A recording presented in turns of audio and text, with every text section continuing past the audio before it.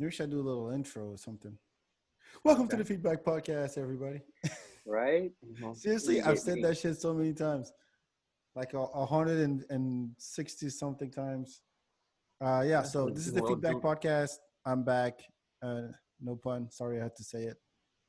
I got Alex and Ob in the house. Thank you for tuning in, guys. I appreciate that. Hello. So yeah, I mean, we're just turning mics But on, talking shit. Since we can't go nowhere, it's dangerous outside, especially when you're black these days. So not these days, it's ever really. So yeah, we're just gonna shoot the shit. Feel free to join the conversation, throw in some comments. Hello, everyone. Freedom. How's everyone doing? Can you see the feed in there? Hold on. yeah, I got. Oh, trying to get the feed up so I can see. There we go. Yeah, I'm trying to. Oh, Okay, 15 already. I see Yeah, the chat now. Yep. we got the eye. We got the eyes watching. Hello, everybody. By the way, so like I said, if you want to join, make sure comment. We'll read them out loud. If you want to join the Zoom, I can share the link. Just message me, and then you can join the Zoom meeting if you want to voice your opinion, say whatever. But we got to talk about the elephant in the room, of course.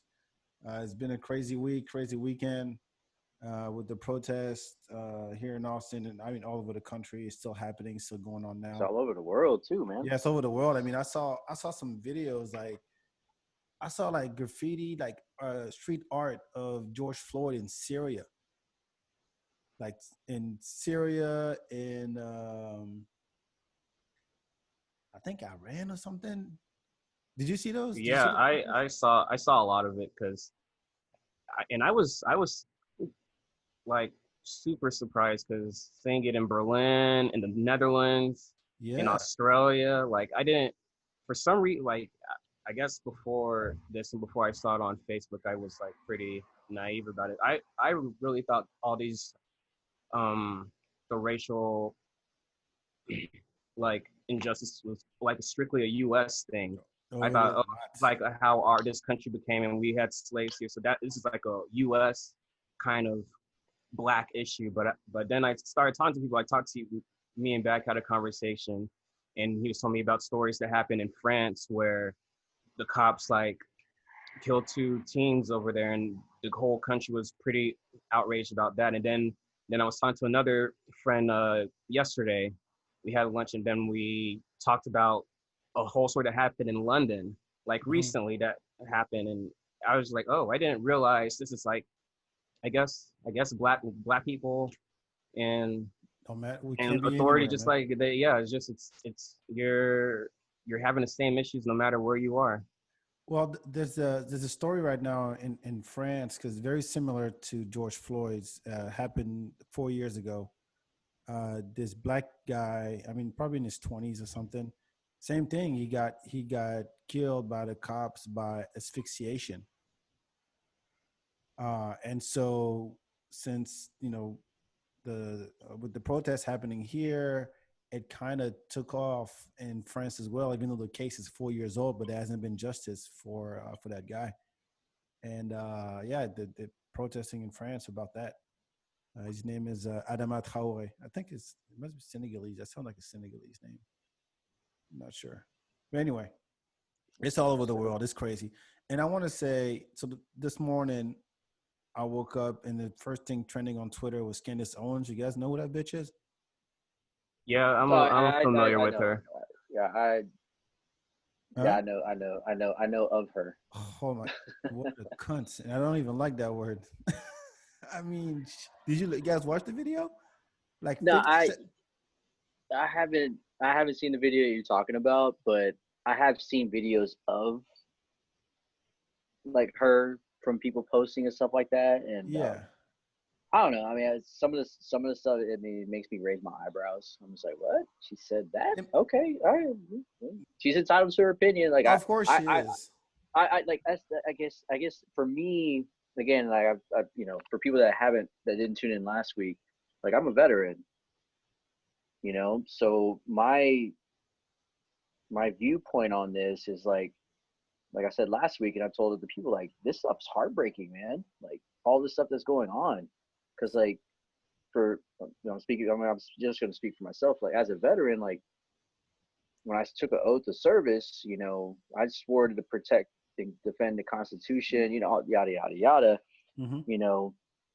Against all enemies, but yet we still get things like this happening, and it's just heartbreaking to see just people that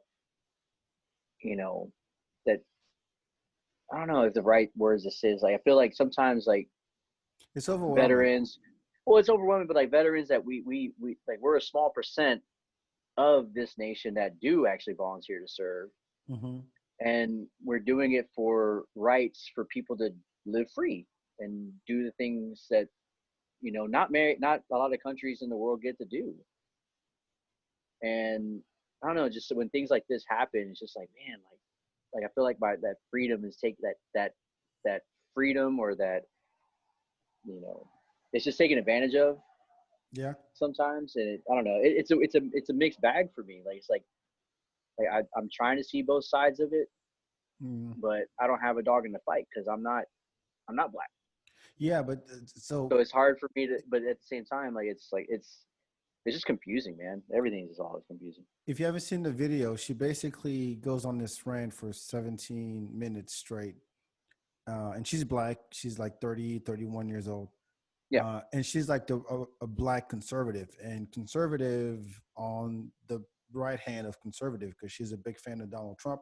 She gets invited by Mike Pence to any of the, black outreach, talks and programs out there. And so she was basically saying that so George Floyd was a criminal, so he had it coming, and he's not a hero at all. And black people, are the only people who march when someone dies in their community. Like Latinos don't do it, Asians don't do it, and white people don't do it. So we're the only one that march and actually do something. And she was talking shit about that, and then she went on and just threw some numbers, black on black crime and all lives matter, like all that kind of bullshit. And I'm like, one, I'm not shocked by any of her rhetoric, because that's what she does. And if you know her background, you can look her up. I mean, Yeah, no, she said all kinds of I've crazy seen. shit. But Yeah, again, she's entitled to her opinion. You know, Yeah. whatever. She had millions of views thanks to that. People talking. She was number one trending on Twitter. If that's she wants to be a but pro. that's the goal though. That's all the goal is for anybody now. It's like how many hits or how many likes or how many Yeah. followers I could get for saying And the didn't most she? outlandish shit ever. And didn't she just like Whether drop it's a right or book? left. Yeah, she She dropped the book too. she But the dropped a thing, book too, like right when this happened. well, I don't know. I really It's think she crazy. believes what she says. Though I don't think it's for show. I really think she believes it. Oh, but whether she believes it or not, it's still a show. Like she's Yeah, still yeah, yeah. putting on a show. Like Yeah. And 30 something million people watched the show. Yeah. That's the But thing. the thing that's bad about it, it's like she, like when other conservatives see her spit like all these opinions out, Mm-hmm. they feel like it validates them. Like I Oh have yeah. like I've seen like one of my other friends, she's a conservative, and she shared a Candace Owens post, and the caption was, "Oh, I love her. I can't wait till she runs for president." And Oh it yeah. was kind of like, why? Because she completely just like attacks the whole other side that's like mourning now. It's sad. Oh, as you watch it, you see all the hearts going up and shit, and you see all the people going, yeah, yeah, run for president. She's so right. Facts, facts, facts. But I mean, you can't. There's not much you can do about these people, really. well, I mean, oh man, well that and like kind of Obi touched on it, but like it's just like on social media nowadays, man. It's gotten to the point where like you can't say anything No, without somebody like trying to just jump down your throat and telling you you're wrong. I had a friend. And Yeah, you could be saying, oh, you I could be like trying to understand. Dalmatians. You could be Like trying to I understand. like, hey, I like Dalmatians more than I like Dachshunds.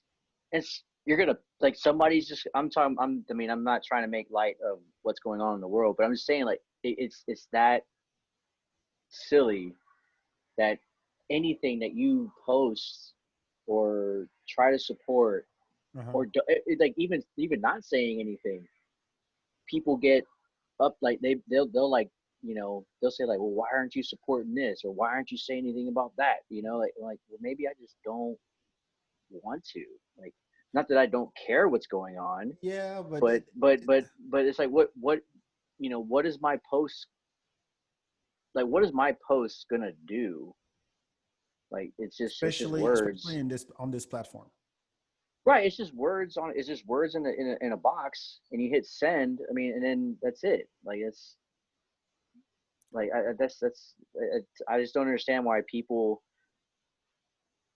like attack, like we're so on this attack of other Well, people's opinions, and it's Yeah. just, I don't know, man, it's just I, belittling to a it's point, like you it's know. I don't know. I feel like people have like two different. There's like two types of people having like these two different types of mindsets where somebody will write and they genuinely want to kind of learn what you're trying to say. hmm But then there's the other half that they comment something to you and all they are waiting for is their rebuttal to whatever you write next. They're not trying to listen to what you just said next, but they're that's like, true. I got this one upper that's gonna slam dunk my comment all the way home and it's gonna change your whole viewpoint. But it's like, Who no, you're it's kind of like you're just trying to, it's like you're just now just trying to be like an asshole or a dick. Like when you see somebody that's like kind of hurting or deeply affected by something and you kind of come in here with, well, oops, I'm sorry that you're not feeling good, but blah blah blah, but blah hmm blah blah. It's kind of it's weird. It's like what is the real motive before you doing this right now? It's I don't know. Well, it's not. I don't think it's the right platform to have this kind of conversation because I think there should be like a "Are you sure?" button before you post something on Facebook or Twitter. Because like I sometimes I'm like, oh, I gotta say something, and I think, okay, what is that gonna do? It's gonna be drowned out by all the other crap that's on there, and it would be more effective if that well, of course, if that person was in front of me.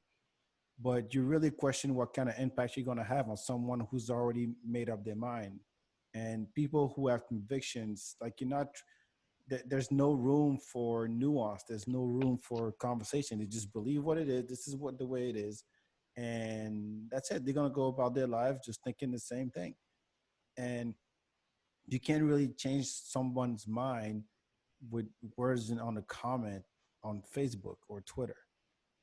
I don't think you can.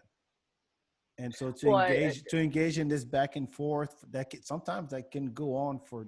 I've seen threads that just keep going and going and going, and you're like, how do you guys? Well, you might have a lot of time on your hands these days. I get that, yeah. Yeah. but it's too much. I think that there is at some point, as important as this is, um, it'd be more effective if you made the change and you went out, either you went to protest or you donate to some of those nonprofits or you get involved, you educate yourself, you talk to your kids, you talk to your family, you do something instead of engaging in Well, something arguments with random constructive. ass people online. That's the better use of Some your time, I think. Yeah, I mean something constructive versus just, Yeah. It's because when we just banter, it's people empty words.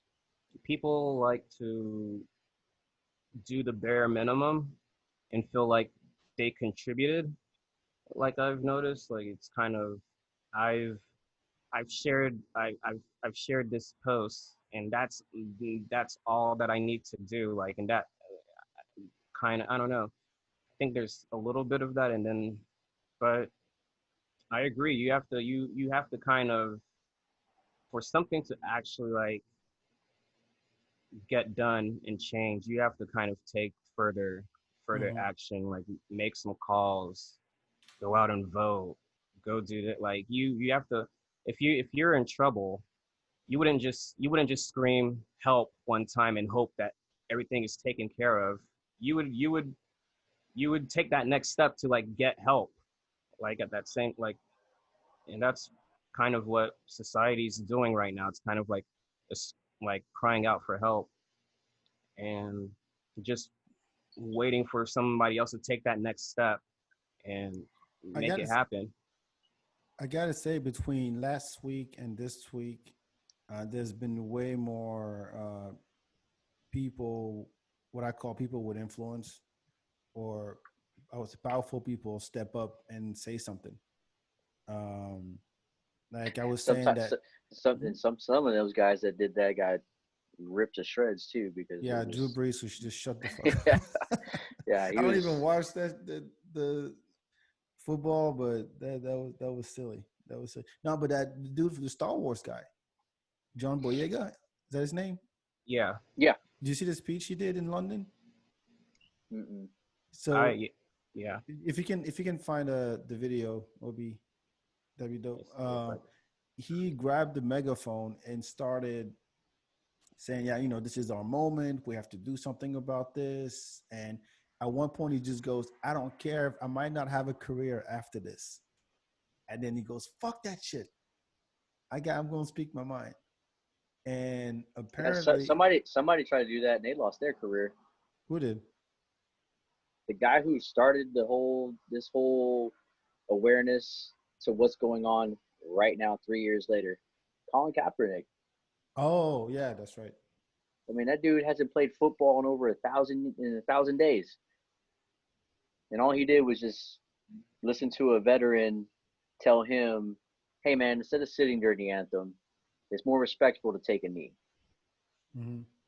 And that was an Army Green Beret, a veteran, Army Green Beret. Nate Boyer played football at the University of Texas here in Austin. Started the conversation with him. A Mm-hmm. white man, by the way. A white man saw Colin Kaepernick sitting, and that started bubbling, and everybody's asking him why. So then he asked why, but went to him and said, "Hey, man, like, what are you doing this for?" And Colin Kaepernick obviously told him, like everybody else, like, "Hey, like, I just feel like there's social injustice in this country. There's too much police brutality against minorities. Yada yada yada. List goes on." So then Nate Boyer said, "Hey, man, instead of sitting, like in the military, as a sign of respect to fallen soldiers or anything like that, like we take a knee. Mm-hmm. So it would look better if you took a knee versus sitting during the anthem." I mean, you're talking about a veteran Yeah, yeah, who yeah. everybody that got pissed off about Colin Kaepernick doing it in the first place was saying, "Oh, he's disrespecting the flag and the anthem and veterans." I'm like, dude, a veteran told him to do that. But let me ask you this: Has he? What has Colin said or done so far? I mean, about this particular case.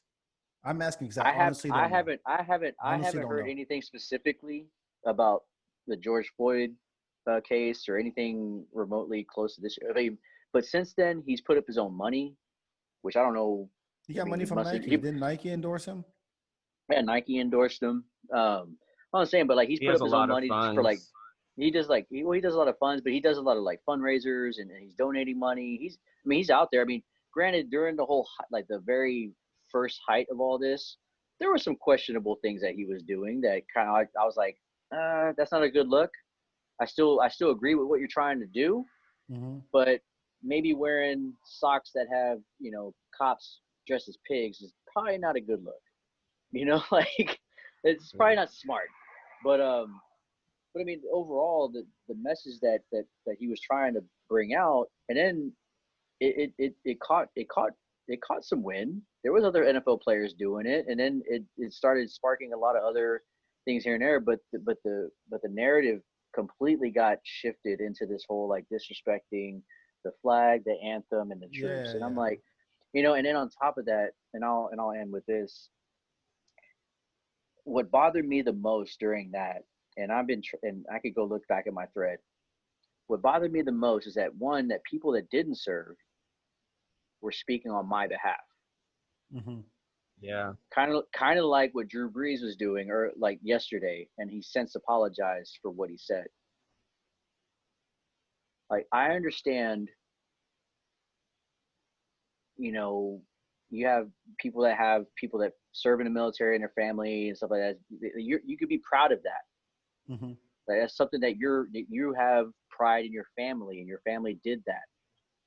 But in no way, in my opinion, you should ever use that as a cloak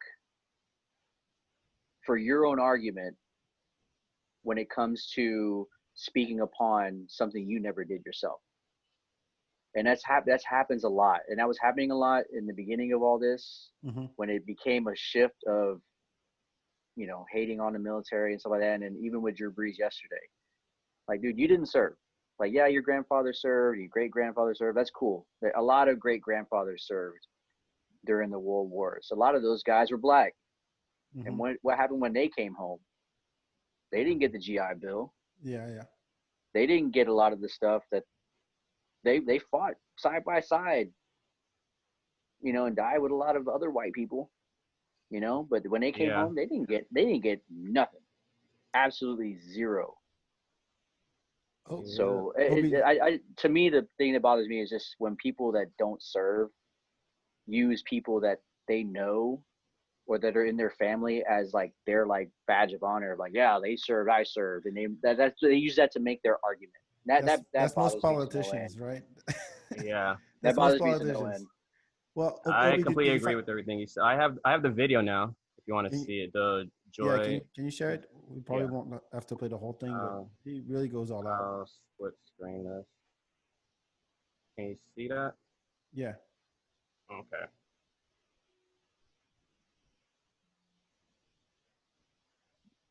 Do you have sound? You don't have sound, dude. Shoot, you don't even need sound. Wait, can That you hear it? says, Because I I mean, can't. What, you I can't can't hear hear the it. sound? No. No, I can't hear it. But I mean, you could just look at it, man. Like, you can see. Like, you you don't need to hear sound, man. Like, Yeah, he's pissed off. well, I mean, that's just like it. Like, like I he, think we all touched on it last week, man. It's just like it's so much pent up like he emotion, and, he and not cried. anger. Look, he's Not crying. It's not even like anger. It's just like, come on, man. Like, I'm gonna be a man about it. I know y'all too. Have you ever gotten in an argument with somebody and you're so impassioned about that argument that you start crying? Yep. We're all men, man. Like, we're all human beings, man. We have heart, we have passion, and we have the ability to have compassion towards others. But yet at the same time, like, it's just whenever, and in this case, I was gonna say just a certain group of people let it out. Mm-hmm. I'm just gonna go ahead and say it. Like, when black people, not just in America, but I mean, look at this guy. He's in London, all over the world, let that passion out. It gets misconstrued by a lot of people that don't understand what these people go through, what you guys go through on a daily basis. Like, you will never understand. And I'm not even talking about just race. Mm-hmm. Like, nobody will understand the passion I have for Star Wars if they've never watched Star Wars. Yeah. You know what I mean? Like, and I mean, yes, I'm riding on the fact that John Boyega is on the screen, but I'm Yeah, saying, yeah. like, Hmm. you could take that with anything. Nobody, like, if nobody's ever had Chinese food, they're not gonna love it like I do. They're not gonna It's, understand why I love it that much. It's everything. Like, if you don't know what it's like to be a black person in this country or in this world, you won't understand why they're acting like this. I had a friend call me up, white dude, call me up, and he's like, "Hey, back, I'm calling you because I honestly have some questions because I will never be able to put myself in your shoes. But I know that if I posted these questions or if I sat in a room with other people and I asked these questions, I would get blasted in the face." And he was, and I appreciated that. I really did. And he just started he threw some statistics at me, like black on black crime type stuff, and um, but he genuinely wanted to understand, and I was like, that's how you do it. It's not a hey, let me show how woke I am, and let me post a bunch. Let me just change my Instagram with the black square, and I'll be done for the day. Or I'm just gonna share a bunch of articles. But he genuinely wanted to know what it was like, and where that anger came from, because he never experienced it. He's a white guy. And so, and since then, I've gotten messages from people just checking in, um, and I think that's how it starts, and also educating yourself on what's happening. Even right here in Austin, there's stories of APD killing black folks that go back decades. Um, More recently, that Mike Ramos story. And if you don't know, you should look that shit up, because it happened in our backyard. But I wanted to ask you, Alex, like, how do you feel about um, Trump saying that he's gonna get the military involved to come out and stop all the protest? Oh Did you hear man. about that? That's Yeah. all you have to say. That's all you have to say. Like that's not what we need. That's not what we need. Like we don't. It's like I I it just would. got yeah. No, it's just like we don't need that. It's like when you get in an argument with somebody, right? And you're Mm-hmm. having like you're just having like a normal tone conversation, Mm-hmm. and all of a sudden one person's like octave gets like a little higher, right? They're getting a little louder with their voice. What does the other person do? They match it or Yep. exceed it. And it just And what does escalates. the person? What does the person do on the other side? They just try and boom, boom, boom, boom, and all of a sudden, next thing you know, you're throwing plates across the house at each other, or like trying to fight. Like you don't like that's not what we need. Like we don't need a show of force. I mean, Art. I don't know if you ever watched the video from Art Acevedo. He used to be the police chief here in Austin. Now he's out in Yeah. Houston. Yeah. And I mean, I'm gonna butcher what he said. But he said it was so eloquent. It was on point. But somebody said about, I think he was talking about like Trump and the military and the organizing and like we need to show force to stop all this stuff.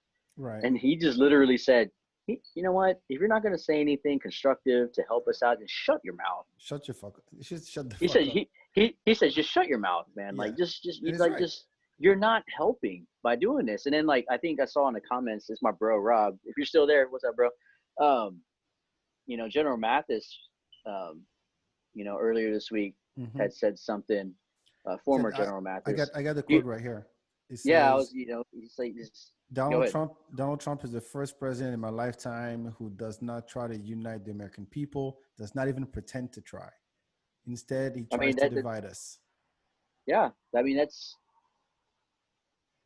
I Well, mean that's. I mean that's.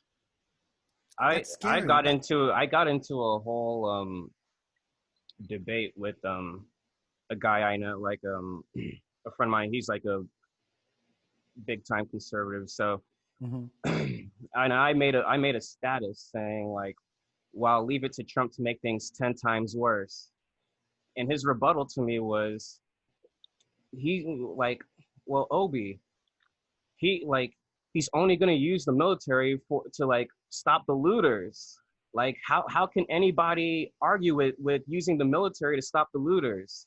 And like he's like, if because right now all the protesting is keeping all the cops occupied, so the looters are just running free. Like how can you argue with that? And I had to try to like explain this to him, like, because I think people see like the short-term goal, like the short-term picture of what that would do, like, because it's weird, it's coming from a, because protesting is one of our constitutional rights, like And the same with like free speech and owning guns. Like the moment, like the moment that you start picking and choosing which rights we're gonna follow and when we're gonna follow it, Mm-hmm. you from that point on like lose all control. Like, cause look at all the videos of everybody marching, millions of people, every single state, all different countries. If these people are just forced to kind of stay at home, so the military could kind of go and like start protecting all these businesses from getting their windows smashed and things stolen from them, the business were going to be okay. Nobody's dying because Louis Vuitton lost a bunch of bags, or Target lost a bunch of clothes. Like they'll rebound. They'll still Mm-hmm. be there, but there's actually people dying. That's why people are marching, because people are actually losing their life. We're not ever gonna get George Floyd back. We're never gonna get Ahmaud Arbery back. We're never gonna get Trayvon Martin. All these people, they're gone for it forever. So that's why millions of people are marching. And the moment that you prevent these people from protesting, so we get that attention on it. And I tried to explain to them, was like, you see the way you feel right now and how you watch these videos of people looting and how angry and upset you are, and you want Trump to do everything in his power to kind of make it stop, like immediately, like right now. That's what all these people want him to do, but with police brutality. Like that's the thing that happened first. So you all, if like use all your energy and fix this issue. Like nobody said it was going to be a easy issue to fix, but that's what you have to fix first. Like, and I think, I don't know if he got it at that moment, but at least it's like somebody had to break this down to, it's like you want to take the easy way out, and you just want to use the most force to kind of stop this one action, but you're gonna create a way bigger problem. You're like you'll wish that looting was all that was happening if that's what happens next. Like it'll I mean, explode. you got to see the amount of. There was a. I think John Oliver did a whole piece about that a while back, about how militarized the police departments were across the country. Uh, Oh, they're more. They're almost more militarized and And equipped than they get actual fucking military. tanks. They get fucking tanks. No, I did like no, like I was. I was. What was I? I was listening to a radio station. It was. I mean, which is crazy. Like I like it's sports radio, but you got. I mean, this is what all everybody's talking about. I mean, you had a guy that was in the military, Marine Corps. He's like, dude, like, and now he's a police officer now. It's like, Hmm. man, I'm way more militarized and equipped than I ever was in my multiple tours of Iraq and Afghanistan That's as a crazy. as a police officer in this Eh, country. I'm like, That's insane. That that's is like that's insane. that's crazy. Like it's like I was like, whenever he said that, I mean, the radio host, I believe it was Nick Wright. Yeah, he was just kind of like, I mean, I wish I could have seen his face. It was just on the radio, but I was like, when he said that, I was even just like, I was driving, listening. I was like, oh, that's that's That's nuts. pretty that's That's. pretty eye opening to hear that. Have you heard um, you measure someone's integrity when based on what he says or does when he or she has power. And you take a cop, right?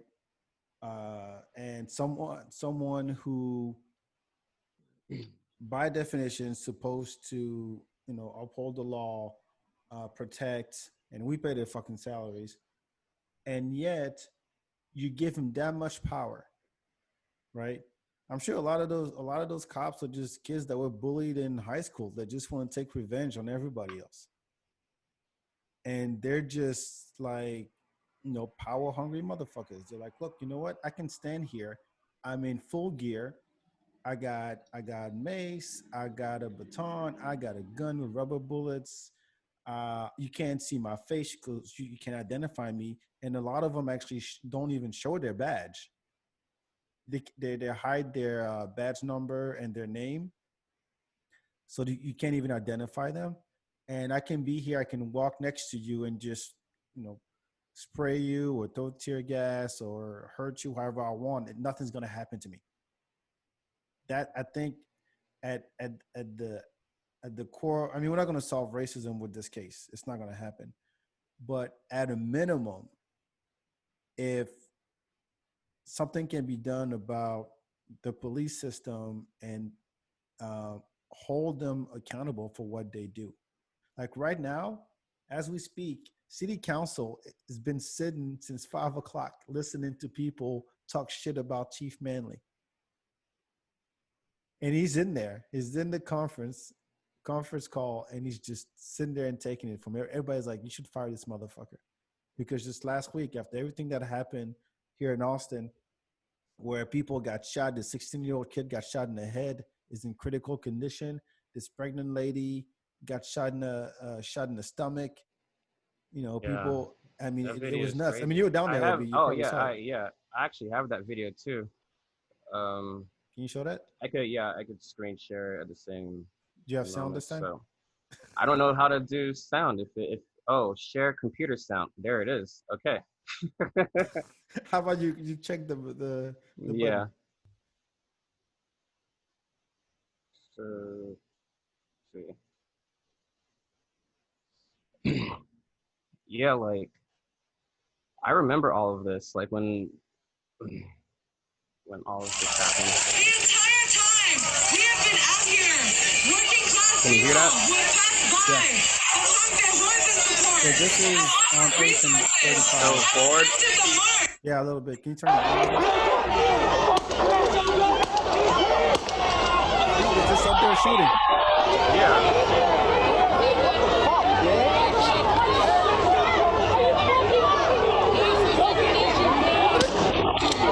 You know, use that damn shotgun. That thing hit somebody right next to me. Like I was in the middle of a crowd, like somebody was going to chant, and the girl or the kid next to me got hit in the back. Turn the sound down on the video.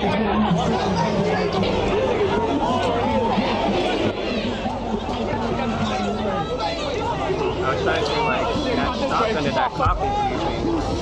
I was standing like in the middle of the intersection, and it hit the person that was like standing right next to me, like 2 people over.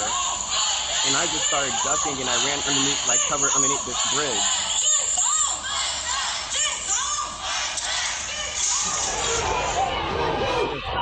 Oh yeah, I need to spray a little bit. All right. Turn it up. That's fine. You get the point, Obi. Yeah.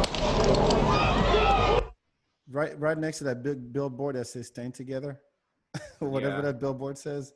The police Yeah, building thing over here. Yeah. that's man. Stuff is crazy.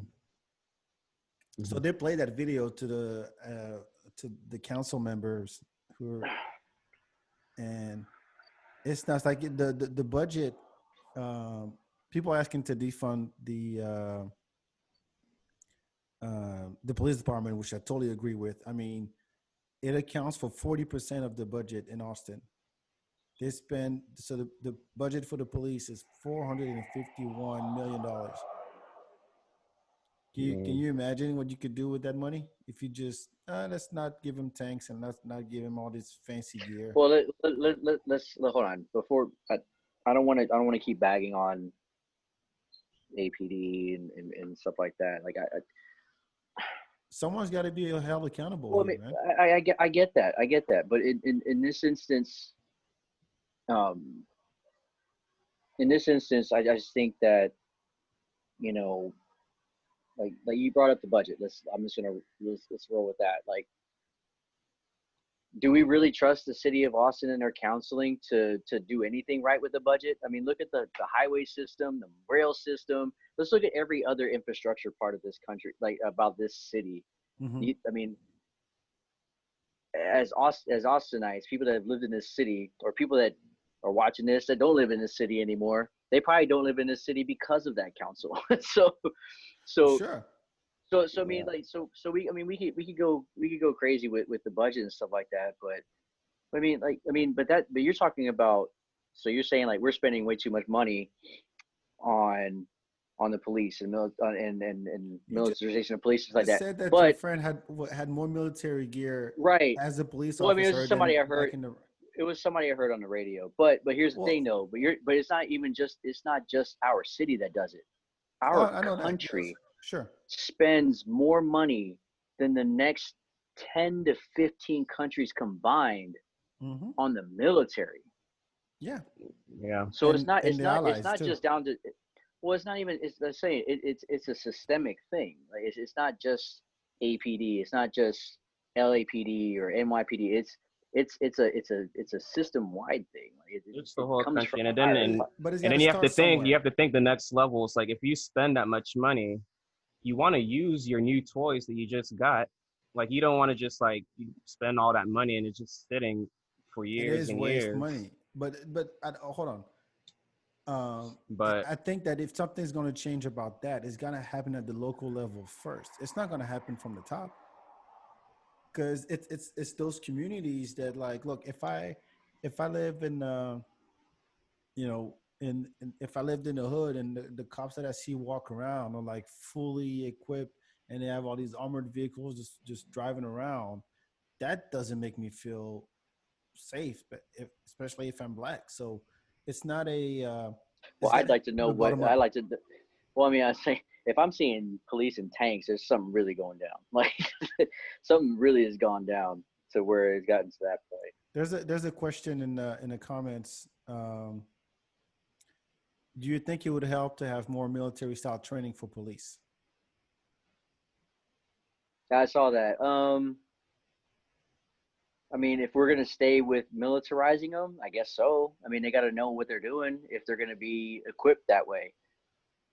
But personally, Mm-hmm. why do they need to be? Like, I mean, like again, for me, like if that's what we need, if we need a more militarized police, then yes. My answer to that question is yes. If we're going to militarize them, they need to be able to be equipped to act as if they were military. But last time I checked, whenever I was in the military and I was carrying firearms and I was standing on watch, we were trained to never fire your weapon Mm-hmm. at anyone or anything until the very last possible moment, which is like somebody basically on top of you trying to kill you. I Right. mean, that's how I took my training, right? yeah, Granted, I was in the Navy. I was just guarding a boat. You know, I wasn't a Marine or Army, like out in the, on the ground in those, imminent danger zones or war zones. But it comes to a point where everybody could have a gun. Mm-hmm. It's what's between the ears is what, to me, is what really needs to be worked on, because it's just like, like I saw a bumper sticker not too long ago. It's like, we don't get mad at a pencil when a spelling is incorrect. It's the person holding it. Like, Oh, like guns don't kill people. a pencil doesn't misspell a word. Like, Come on. you know what I mean? Like, but yeah. it sounds silly, but it's true though. No, but hold You know, on. like, Hold on. I mean I've been thinking about this issue a lot. Like what needs to happen for us to move forward? Like how do we kind of change and get law enforcement to kind of stop this police brutality stuff? So, and I've had a couple ideas, like, because I heard like a stat that the Derek officer that had his knee on George Floyd's neck didn't didn't correct me if I'm wrong. Like, didn't he have like 18 complaints prior? I Like heard a to that, report I that he think had he had like multiple. about 18 complaints prior to this incident, like being a police officer. So I think first, whatever that number is set, that an officer can get that many complaints and before they're terminated, whatever it's set to is too high and needs to be lowered. Like maybe Well, if I you don't if that even think there if is a. Yeah, I like don't think there is one. because I don't know if is it They're not 30 gonna. complaints and then officers removed or put on leave or something. Like what is it, like does it need to be 10 complaints, does it need to Three be strikes, you're 5, out. Everybody three understands that strikes? shit. Like whatever it's set to, whatever their rules are, it needs to be lowered so it doesn't escalate that far. I know it's like it's not gonna save every body, but at least it's a step to kind of help protect people. When there's car accidents happening all over the place, and they put seatbelts in cars, it didn't stop every single car accident, but it greatly reduced the number of car accidents that happen in the future. Like we know that. So I Well, think that would be one big step. And then two, the second thing that I think would really help is if you're in a case and somebody that you're a suspect or somebody you're trying to arrest ends up dead, I think there you should at least be put under arrest until everything's like investigated. Like the fact that the guys that shot Ahmed Arbery got to shoot him, murder him in the street, and then they got to go home and watch TV that same day makes no sense to me. Like it makes no, like somebody died and then you just go on with the rest of your day like you just had a car Yeah. accident and you switched insurance. Like it so makes no sense. right. And these cops too. Like you just this guy, by the time he's put in the ambulance, he's dead. And you're just gonna keep going on with the rest of your shift like nothing just happened. It just, at the very least, there should be some kind of investigation. You should be placed under arrest until it all gets sorted out. So let me answer this real quick. So there was the case of David McAtee. Have you heard of that guy? Mm-mm. So he was from Louisville, and he had a barbecue joint, and this happened on Monday, by the way, this past Monday. And he had a barbecue joint, and he was feeding protesters and police officers, like during this whole thing. And he got shot and killed by the police. And the cops had their body cams off. Body cams, the thing that's supposed to at least have show some evidence, and that the body cam's off. So somebody actually recorded it randomly from their phone. So what ended up happening is that the chief of police got fired, but those cops, the cops actually shot the guy, got put on administrative leave.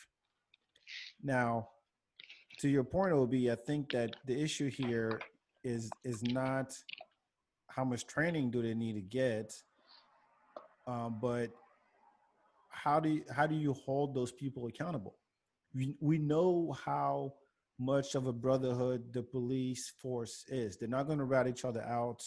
They're not going to do the as Well, hold much. on, hold on, hold on. I gotta stop you there, back. What? I gotta stop you there. Again, none of us are police officers. No, Kind of no, like to my point earlier about people speaking on military. Like I can't speak on police. no. Okay, I'm talking about accountability here. That's all I'm talking Okay, about. yeah. That's But I'm all. saying, but we can't speak on. But I mean, I won't speak on what it's like to be a police officer because No, I'm not one. no. Hold on. I'm not. I'm not. All I'm talking about is how do you hold the people, those cops, accountable for what they do, for what they've done. Right. You Okay. can't just put them on administrative leave when you have evidence that they shot the guy. There's an investigation going on. You kick those guys off the force at the very least, and then you prosecute them. Do something. So hold on. So there's a program, 8 step, not 8 step, like 8 measures called that Campaign Zero put up. If you can go to that link, Obi, I sent you. Yeah, I got it. Here, scan share this. But you got to agree that cops don't snitch on each other. There's such a brotherhood that they don't. Good cops don't call out the bad cops. They don't.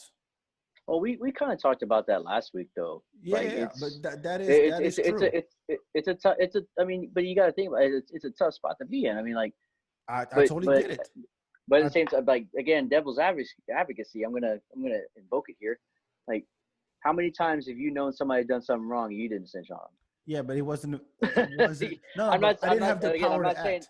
No, hold on. right. If I'm just saying though. But I just don't. I don't want any of us three, since we're the only ones on here. Like, I don't want to get in this like judging others because I've never done that. Granted, I'm not talking about like killing somebody and hiding it or anything like that, but it's kind of like one of those like. But that's It's their a slippery job. slope. It's a slippery slope. Like it's you know it. I I mean, mean, that's their job. I mean, by if you have somewhat of a moral code, no matter what happens, if you see something that's not right, and you have the ability or the power to do something about it, you do it. yeah. I mean, yeah. No, No, but no I matter what agree. the I situation is, 100%. but if you're a cop and that's your job, and you see the cop standing next to you shooting at a pregnant woman, what are you gonna do? Should you stand Yeah, there and let it happen, or should you actually say, "Hey, man, don't do that. That's not what we're here for." well, I mean, but I don't know if that. I mean, that may have been done. It just wasn't shown. They told uh, when they asked the cops that were hiding their badges and their names. I saw a video of a guy walk up to a cop and go, "Hey, what's your name? Where's your badge?" Like, and the guy was like, I'm not going to tell you that." So basically, you have no way to hold me accountable as a public servant, because I can't report you for anything. You have glasses on, you have a mask on, nothing I can do. But that is your job, to serve and protect. It's one thing if you step over a homeless guy, you didn't do anything, or someone's beating up a woman and you didn't do anything. That's still wrong. If you knew you could have done something, but you are a police officer. You chose that job. You know what comes with that, and yet you just stand there. Those three cops that were standing there when the dude had his knee on George's neck. I'm glad they got charged, because they're Yeah. just as guilty as he was. They just stood there. Oh yeah, I Yeah. mean, that's a That's very what I mean by specific. that. It's One, Yeah, accountability. yeah. Well, yeah, one I of my mean, yeah. one of my friends, I don't know, I guess like I don't know if this makes much of a difference, but it's something to think about. Two of those cops, it- apparently the guy that had his knee on George's neck, he was training two of the other cops. It was like their first week on the job. But that doesn't excuse what you It doesn't. did.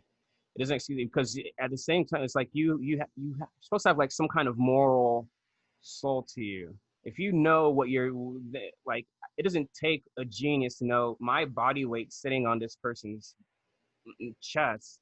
He won't be able Mhm. to breathe if I'm over here. I You don't care.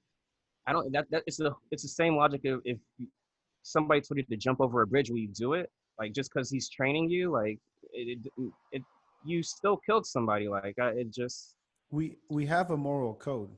yeah. Everyone, I think So everyone has a moral code. Like you don't just you don't just get a new job and your whole identity is just changed now because you have a new job. Well, yeah, everyone has a moral code. Is whether they subscribe to holding to it. Yeah. That's a whole another. You're talking about a whole another issue. Because you're talking. I mean, I don't know any of these cops like what their upbringing was or what their background is and stuff like that. I don't think You it know, just matters, well, honestly. I mean, no, like don't get me wrong. If you kill somebody, you kill somebody. There's nothing more wrong than that. Okay. You know, but again, If you stood there yeah, and you saw I'm someone kill somebody, well, but me personally, like I would try and stop that. there you go. You Yeah. have a moral Right. code. But that's me. I'm speaking about me, right? Sure. I can't speak Yeah. about other people that like those other cops. The truth's gonna come out.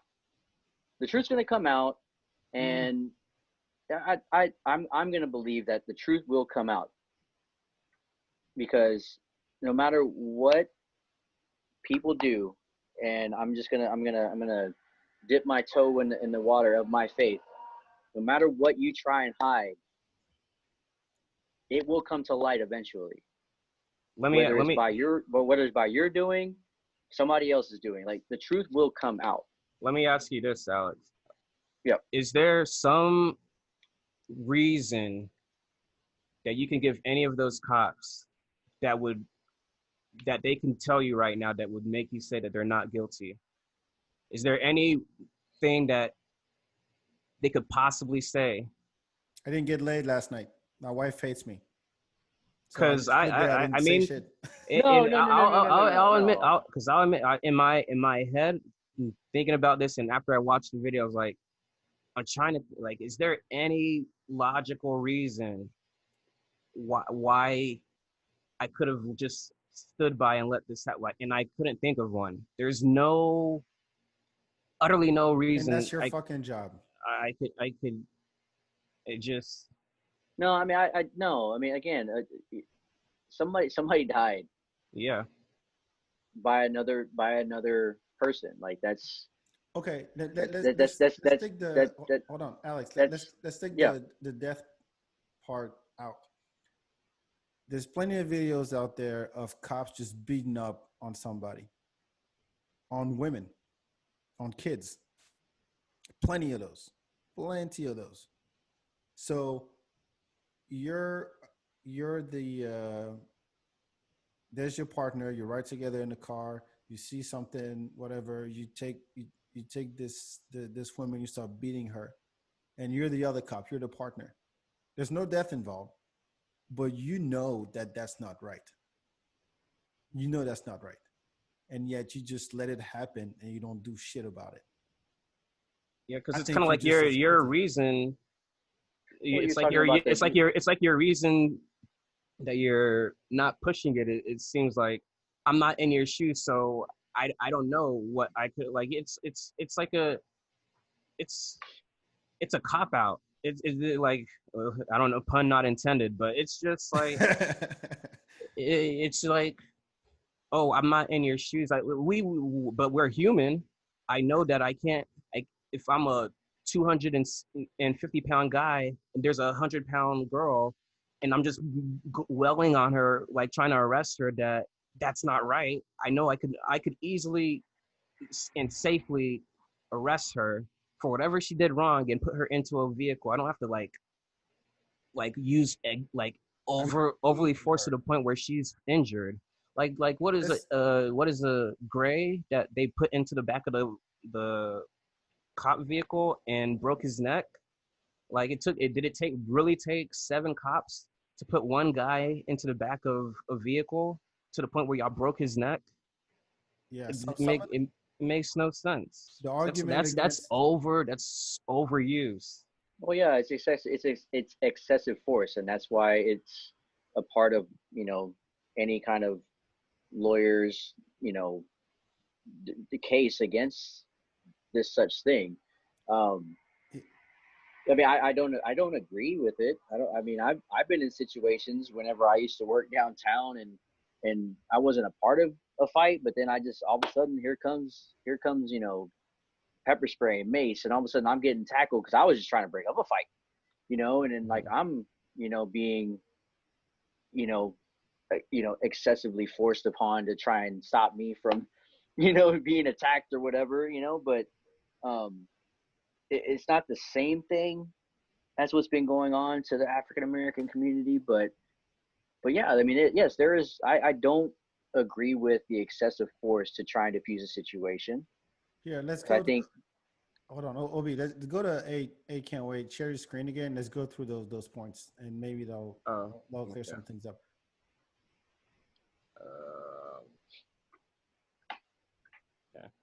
Okay, so these are 8 measures that can be enacted right now by any mayor in the city. Pittsburgh just signed up and said we're doing this full force. Um, Scroll down a little bit. So there was a study. There was a study done by Campaign Zero, which is a nonprofit that basically that does research about police brutality and what can be done about it. So look at all these 8 points: ban chokeholds and strangleholds, require de-escalation, require warning before shooting, requires exhaust all alternative before shooting, duty to intervene, ban shooting at moving vehicles, require use of force continuum, require progressive reporting. So just with these eight measures here, you could reduce police brutality by like what they said 72%. 72%. Just that, and you don't need like a Congress to do that. Any mayor can do it, and you just start with Yeah, it. but I mean, I'm looking at these things here too, but I'm pretty sure there are a lot of officers that do these things. No, no, no. They are. I'm sure they are. You know, it's But just we trying to. This is just to have accountability. That's it. And so that the kind of shit that happened with Mike Ramos here in Austin, with George Floyd in Minneapolis, that it doesn't happen again. That's all that is. And actually, I would add a ninth one is you can't hide your badge and your name as a police officer, because right now they deploy so much police force, like state police and military, that they don't even know, because they're hiding their names and their affiliation.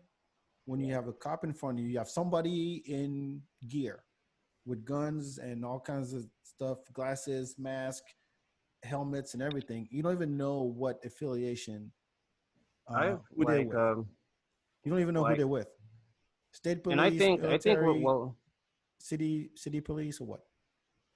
like when we watch these videos, I think people might think, oh, the black community just like they don't give cops the benefit of the doubt. And I've actually, like, in those videos, I think we're all smart enough to like, we've all been in an instance where we've kind of like either been in a fight or play like roughhouse with somebody, and someone accidentally gets hurt because you went a little bit too far. Mm-hmm. Like if this was an incident where like a cop shoots like any one of these guys, and then immediately after they were like empathetic and they really try to render aid to that person, I don't think this would be like a, we're gonna go for your neck and we want you to be charged with murder kind of thing. Like we can tell what looks like an accident and what yeah, was like preventable, and Mm-hmm. then what isn't. Like when you see a guy running away from you like 20 yards away, and you're shooting, you shoot one time and you miss and you shoot again, like you have time to think. Like that's not like a mistake. Like you're really trying to like Shoot. kill this person to stop Yeah. them. Like yeah. this is not like a like this is not like you Well, pulled a hair trigger and it just it's missed, and you, intentional. yeah, it's intentional. You're trying to kill this person, and Yeah. that's You like, know, it's like, or this is not like a, you push somebody to the ground, they hit their head on a concrete block and they're dead at that moment. Like, these are all these things that we're seeing are you have enough time to stop what you're doing, or not do it in the first place. You're just using aggressive force for no reason. It's sickening. Yeah, so you yeah. can go to aidcan'twait.org and you can look at these different measures in detail. You can also pick your city and see how your city applies these measures. Austin is in there, and it doesn't have a good grade. And the data is as of 2015 for Austin. But again, Well, this is something. Austin is has grown so fast, so quick Yeah, in the that past 5 I years. mean, it. Well, I Yeah, mean, yeah, I mean, we're like 11 right now. We're like the 11th biggest city Really? now. Like it's something yeah, like it that. shot Jesus. But up the well, list now. but I'm saying, like, like again, I've said this, I said this last week, and I'll keep saying it, to anybody. Like, I just wish we wouldn't have to be so reactionary on things. Like, why do we have to wait for things to happen to take action? Like, it That's just it it how. it, it, it bothers me, and about everything. Like, why do we have to wait? Like, we know there are issues here.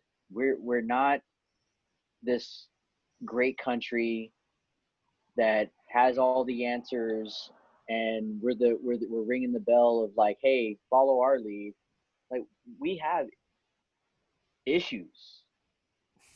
Yeah. I mean, Yeah, we have and issues and this country that is go very young. down to the God. We're the youngest like well-developed country in the world. I mean, like, we're like I said last week, we're in the terrible twos right now. They get the shit together Like, and then learn how to potty train. my God. But no, it's just, like,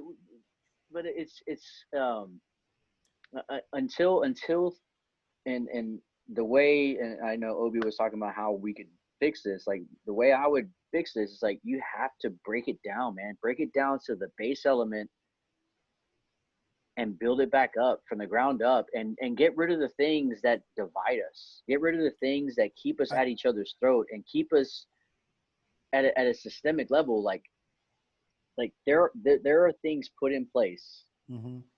to keep us divided, because I believe this 100%. A divided nation is a conquered nation. And Okay. if we don't unite as a people, I'm not saying we have to follow one agenda or Sure. one people's way. Like we have to be united to make this country great. That's the only way this country will be great. Make Yeah. America And great again, man. It just sucks no, that it just it, sucks that our leader just likes catering to the majority, his base. well, I He mean, knows that's Well, all the hold on, hold on, hold as on. long as I Let's. I want to touch on what Alex just yeah said because yeah I mean I've been in this country 21 years, um, and I guess from the outside looking in, I mean this is the perspective that I have is that I I got my citizenship in 2010, and so one thing that have always struck me about America is that America is like a everything is black or white. There's always a conflict going on. I mean, since it started, from North versus South, um, settlers versus the versus England, black against whites, cops against civilians, Democrats versus Republicans, gays against straight, and the list goes on and on and on and on. And so there's no in any conversation that I've had, well, over the years, I've noticed that you're either on this side or you're on that side, and nobody likes somebody in the middle. Even though, even though that's where most people are. yeah And so this country is based on started with protest. It started with people fighting for something. There's always a cause. There's always a something that people are angry about. There's always this us versus them, and you can take any context. And now that we have the internet and social media, that doesn't help. Like we're tribal people. We want to belong. We want to be part of a group. And if you're not part of the group I am, fuck you. well, that's, No, I but mean, you're as talking, no, but as I'm talking about it as a mindset. So yeah. being united, that's great. I just don't see it when you have people that have such diverse background and such diverse beliefs and convictions and values. You would think that yeah, we all want to the same things for ourselves. We want to live freely. We want to make sure our kids are safe. We want to make sure our families are safe. We want to make it decent. We're going to have a decent job to make enough money so we can put food on the table. Those are all things that you would think, yeah, that puts us together. But at the end of the day, this country is a war-like country. War on drugs, war on poverty, war on this, war on that, war on homelessness, war on whatever. So it's so ingrained in the culture and in the psyche of this country that we're always going to be divided. Yeah. And unless, and I don't know if that was I forgot who brought that up, but you know oh yeah, you no, a friend of mine brought it up. He said, "Well, the only time if the only thing that can bring everybody together is if aliens attacked." hey that meme You is talking about going Independence Day? Yeah, that seriously, meme is going Yeah. around that it might be. seriously, and that's the only thing because you'll always have something that will put you against somebody else, It's no the matter it, what that's it is. it's one thing about human nature. The one thing that kind of really always works to unite people is a common enemy. Yeah, Like And Right now it's Trump, so yeah, hopefully. right now it's police brutality. More than Trump, is police brutality, and that's Yeah, bringing a large group of people together to fight this one thing. but you see what I Or mean? air races. But I was gonna say to the previous topic was, I think really, unless I'm missing one, like the United States is like one of the few countries that you can be from somewhere else and still be Yeah, I said that last week. Yeah. thought as Andrew Schultz brought this up on his show. He's like, if you like, because if you were from France, you're French. Like if you're Italian, you're Italian. If you're Hmm. Chinese, you're Chinese. But if you're in the U.S., like You're I'm from like somewhere. my family's Nigerian. Like so I'm African American here. Like you could be from Mexico, so you're Latino American. Like you could be like you're everybody can be from somewhere else and still be included as American. Like that's literally like the only country where you can really do that and be thought of as you're an equal part of this like country. And so when it's kind of when we have this fusion like that, everybody feels like they have an equal say. Right. And that's the idea. That's what this country is like working towards. Everyone having an equal say, like no matter where you're from, like we're all the same, we're all American. And people butt heads. Like people have different thought processes. Like it's a lot easier when you're in a country and everyone just thinks of them like it's this way or the highway. There's no other thing in our country that we really even think about. Like we're all the same thought process over here. Hmm. But the United States is a unique place, which is why it makes it extremely great that we include everybody and you're still us. Where all of us together make America. Like it's not just Supposedly, yeah. yeah, it's not just all the Europeans only make America, and that's what it seems like. That's what a lot of people that are holding on to this make America great. It's like they're holding on to this one piece of time where they dominated this whole country and they don't want to let it go. But since then, more people have come from all parts of the earth, like, and it's So gotten a lot bigger. you know how you make And it better? mhm. Interracial relationships. Yeah, we got to keep Word, making man. I mix. did I'm in I one did my right part. now. Oh man. Black folks, get some No, white you. women. Well, you already know Oh that. man. But I'm just saying, just Uh, mix more so that we're even more. So when one issue hits a community, it also hits you personally because of whatever relationship you're was in. yeah. It's So like we were talking about earlier. It's like you won't understand until like what's that saying? It's like walk 1,000 miles Yeah. in a man's shoes. You'll know who they are. No, It's like like I thought that would be true too, but then like my friend Jordan, we had a whole conversation this morning talking about it's I'm really one thing silver lining about this.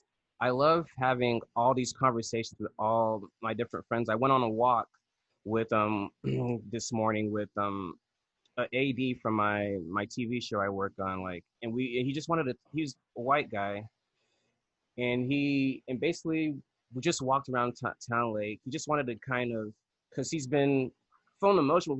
He's like, I love all my black friends. I just want to know what I can do to help. Like yeah. what do you want for me to kind of like help through this situation? And I told him just like just is perfect. Just the fact that me and you can just talk and hash this out, like it's no more like this taboo subject where we can't speak about it anymore, or we don't want to hurt each other's feelings because we think we might say the wrong thing. Like it's okay. I'll say the wrong thing to you. You might say the wrong thing, but that's how we learn, and we kind of get closer together and stuff. And I love that. And then right after that conversation, had another 2-hour conversation over the phone with another friend that was just like, he's been crying the past couple. Another a white guy from Ohio, he's been crying because he grew up Jewish and he just never he didn't know that so many of his friends, he's finding out that a lot of his friends like are really defensive about this whole thing, and it's hurting it, like it's just like it's affecting him in a different, and it's like this weird dynamic. Like you kind of people think, oh, it's only black people going through a hard time. Like we don't get us, we're going through a really mentally emotionally kind of It's messed up time. exhausting, man. But so are our white A friends lot of too, people. or our A Mexican lot of people friends, are. or Asian. Like like people don't just see just like a black person. Like I think when with the whole Candace Owens, like she really thinks like we're only like we all had a personal relationship with George Floyd. No, you don't. Like people see their mom or their dad or their son when they watch that video, and that's Well, it's how an it affects association thing. everyone. Yes, that's Yeah. what we people like. As like you're off the mark completely. We're not all mourning and upset because we all were Facebook friends with George Floyd. Like I when I look at that video, it's like I'm looking at him, I'm looking at myself or I'm looking at my brothers, like just I look at being my son. I'm like, fuck. just getting murdered in front of me, and I can't remove the image. Like it's just like how who would kill my brother and just like stand there and watch it happen, and you have 10 minutes to kind of stop it. Like it's or who would hunt down my brother in a truck? Who would do that? Or like who would just choke out my best friend? Like it's just like it's It's that's overwhelming. what the country feels, kind of Yeah. thing. So But you know what? And, What's and it, sorry. go ahead, back. Um, I wanted to touch on the fact that yeah, it is overwhelming with everybody. By the way, there's a virus going around. I don't know if you guys remember oh yeah, COVID. that. But this is a very crazy year, and we only in June. Yep.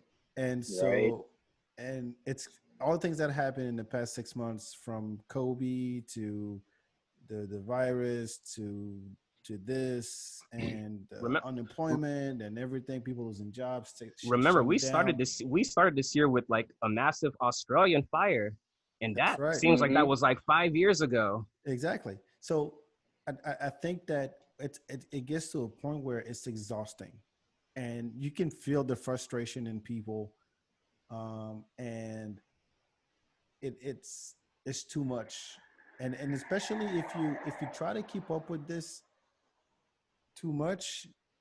I mean, you got to take a break and tune out and do something Yeah, else, it's because it's overload, man. seriously, You can get information overload. you Like Yeah, can it's watch you need to take like a mental break you from it. can you Like can absolutely. literally sit there for an hour and scroll through your Twitter feed and click on every article, watch every video of people being brutalized, and other videos of cops doing the Cupid shuffle with black people, and then the news comes can we go on. back to those days? Well, the We're Cupid doing shuffle. like Cupid Yeah. Shuffle or the what was the Harlem Shake? Like, can we go back to those days? Or just can we go back to the 2020 where we were just hating the No, Astros? no, I was actually You telling know, my I like was that's like golly, man, that's funny that this you is mentioned. So crazy. I was actually telling my friend this morning. I was like, man, before this whole the whole quarantine, what was the biggest issue in your life? Like before we went into like lockdown and then like shit just started hitting the fan. And I I told him don't like remember. my the biggest issue I was trying to work through that week was what I was gonna wear on my Bumble date. That was the biggest problem in my world at that moment. What I went and bought this cool outfit. I was like, oh man, my Bumble date this weekend's gonna be lit. It's gonna be amazing. And then the shit hit the fan, and I've not talked to that person since. So Not my even Ah, whole virtual. all my yeah. priorities are different. It's just like the whole I world has honestly don't changed. remember. I mean, I was fresh out of. I came from back from New York in February. From my brother got married in February, and we gave him shit. You're like, who the fuck gets married in February in New York? Like, it's cold as fuck. And now I'm like, dude, good call. Oh man, Good call. You would have I waited think 1 month. You would not gotten married. It's that simple. yeah. And Yeah. I'm like, maybe you knew something we didn't, but man, we gave him so much shit for that. And now we're like, look, man, good luck. That's I good. don't like I don't want to be the bearer of bad news, but like you know how everyone's kind of fearing like what's the next thing this year gonna be. But I had a good friend of mine bring up a really good point, and it's kind of scary to think, and people really forget about because remember when we're all in our COVID period, Mhm. and everyone's in lockdown, and everyone's contracting it. Like 100,000 people just died from COVID. Right. 100,000 people in the U.S. alone, and none of those people, all those people that are connected to those deaths, like the family, the friends, none of them got to have a funeral or got to see their loved ones and like during their last days. So like you have a lot of people that just have no closure at all from all these deaths that just happened. Yeah, So I'd say, he thinks like in the next couple months we're gonna see like massive like depression and PTSD and think like a lot of mental, just like the whole country just like sad, just completely depressed in it. And I was like, holy crap, I think you're right. Like there's no way to avoid that. Like it's kind of, how do you give somebody closure that never got to see their loved one just passed away like a couple months earlier? It sucks. yeah. I No, think I the next big thing is summer's here, at least in Texas. I think we're gonna have a heat wave this summer. Mm. So imagine That, that. I think that's the least of my worries. Really, because Yeah, we're heat used to wave. it here. Yeah, Try that a would heat be. wave in New York City. I I That would shit is be like, okay. oh, that's a relief. So for me, going with so we're going with like what we think is gonna be the like I'm not waiting for the next shoe to drop. Because if there's anything that this country has shown me when it comes to issues, Mm-hmm. we're just gonna move on. And then As it's much gonna, as I as That's scary I too. yes. right, and hear me out, is because that's what we've done. 3 years Mm. ago, again, I'm gonna circle back to Colin Kaepernick because he brought awareness to this thing. It got talked about, quickly deflected and diverted into something that it wasn't even about, and we were on to the next thing. And if Yeah. there's one thing that Yeah. social media, this country, and people on social media, as we're on streaming social media right now, um, like the like I could only go off of what I've seen, and we're always that's what we are as a society. We are on to the next thing. Like we just move on. The world Well, keeps on turning, just like Stevie Wonder said. Like that's like his song said. The world keeps on turning. Yeah. And people are dying. Power people in power are lying. Like it's the lyrics of that song speak to what we do. Like we do that. I mean, I'm guilty of it. mm-hmm. For certain On to the next things. thing. Yeah, I mean, On to the we all next are one. to a On point, to the next but one. but On to the next one. yeah, Yeah. Because think but about it. Like this I has only been I hope going on that's not. for. Because think about it. This It's gonna dwindle. like George Floyd just died last Monday. That's how. His Like memorial if was it. today. His memorial Hmm? was today. Yeah, His his memorial moral was was today. today, but we've only people mentally feel like they've been drained because of this coverage of it. But this has only been a week and a half. Like Yeah, it Okay, hasn't been it hasn't been that long. let's Like let's think about what's the silliest thing that can divert our attention from this. Like some bullshit. Kanye West gonna say something stupid, and then we all gonna talk about that. like a Kardashian. Like they if it's something silly that's not so heavy, like Well, you know, they'll maybe some people will uh, want to escape into that, but I think again, I and can't speak for Cribs you comes guys, but back. I'm the sports guy, I guess, in this group, Mm-hmm. um, but from what I've been listening to the sports radio, man, dude, everybody's clamoring for sports to come back. The NBA is I coming think back, I right? think This month. I, yeah, I heard that they're gonna do like this weird kind of format, 22 whatever. But teams. yeah, something like that. But I don't know the details. I didn't really pay attention to it. But I don't think it's gonna be somebody doing something outlandish like we were kind of touching on. I think as a whole, like we're just gonna move on to the next thing. And right now, everybody's clamoring for sports to come back. Everybody's clamoring for some distraction. I mean, hell, man, I play video games online. I play Call of Duty Warzone. Their next season was supposed to be dropped with new content and stuff like that, and they nixed it because they wanted to support the Mhm. blackout thing on Tuesday. Yeah. And you should have seen the Did uproar. You should the you did uproar you did about it was crazy. you Like, I need the distraction. I need that distraction. did you see That's that in NBA 2K they did a Black Lives Matter march in the game itself?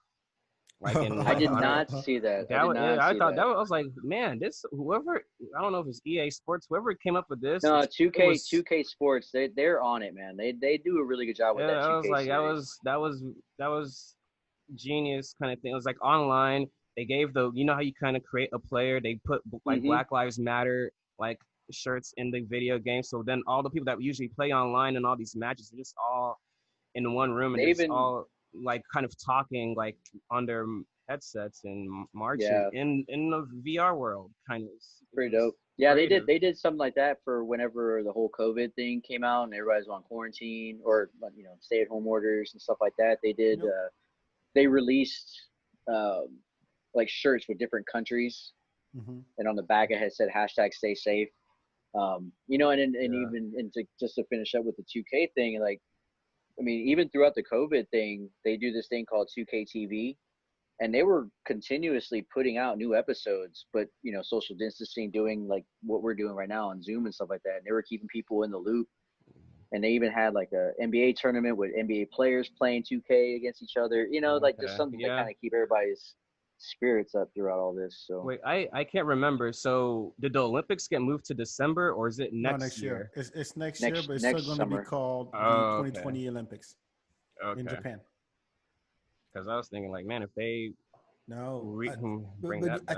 I think I know what the distraction is going to be. It's whenever, um, like everything reopens.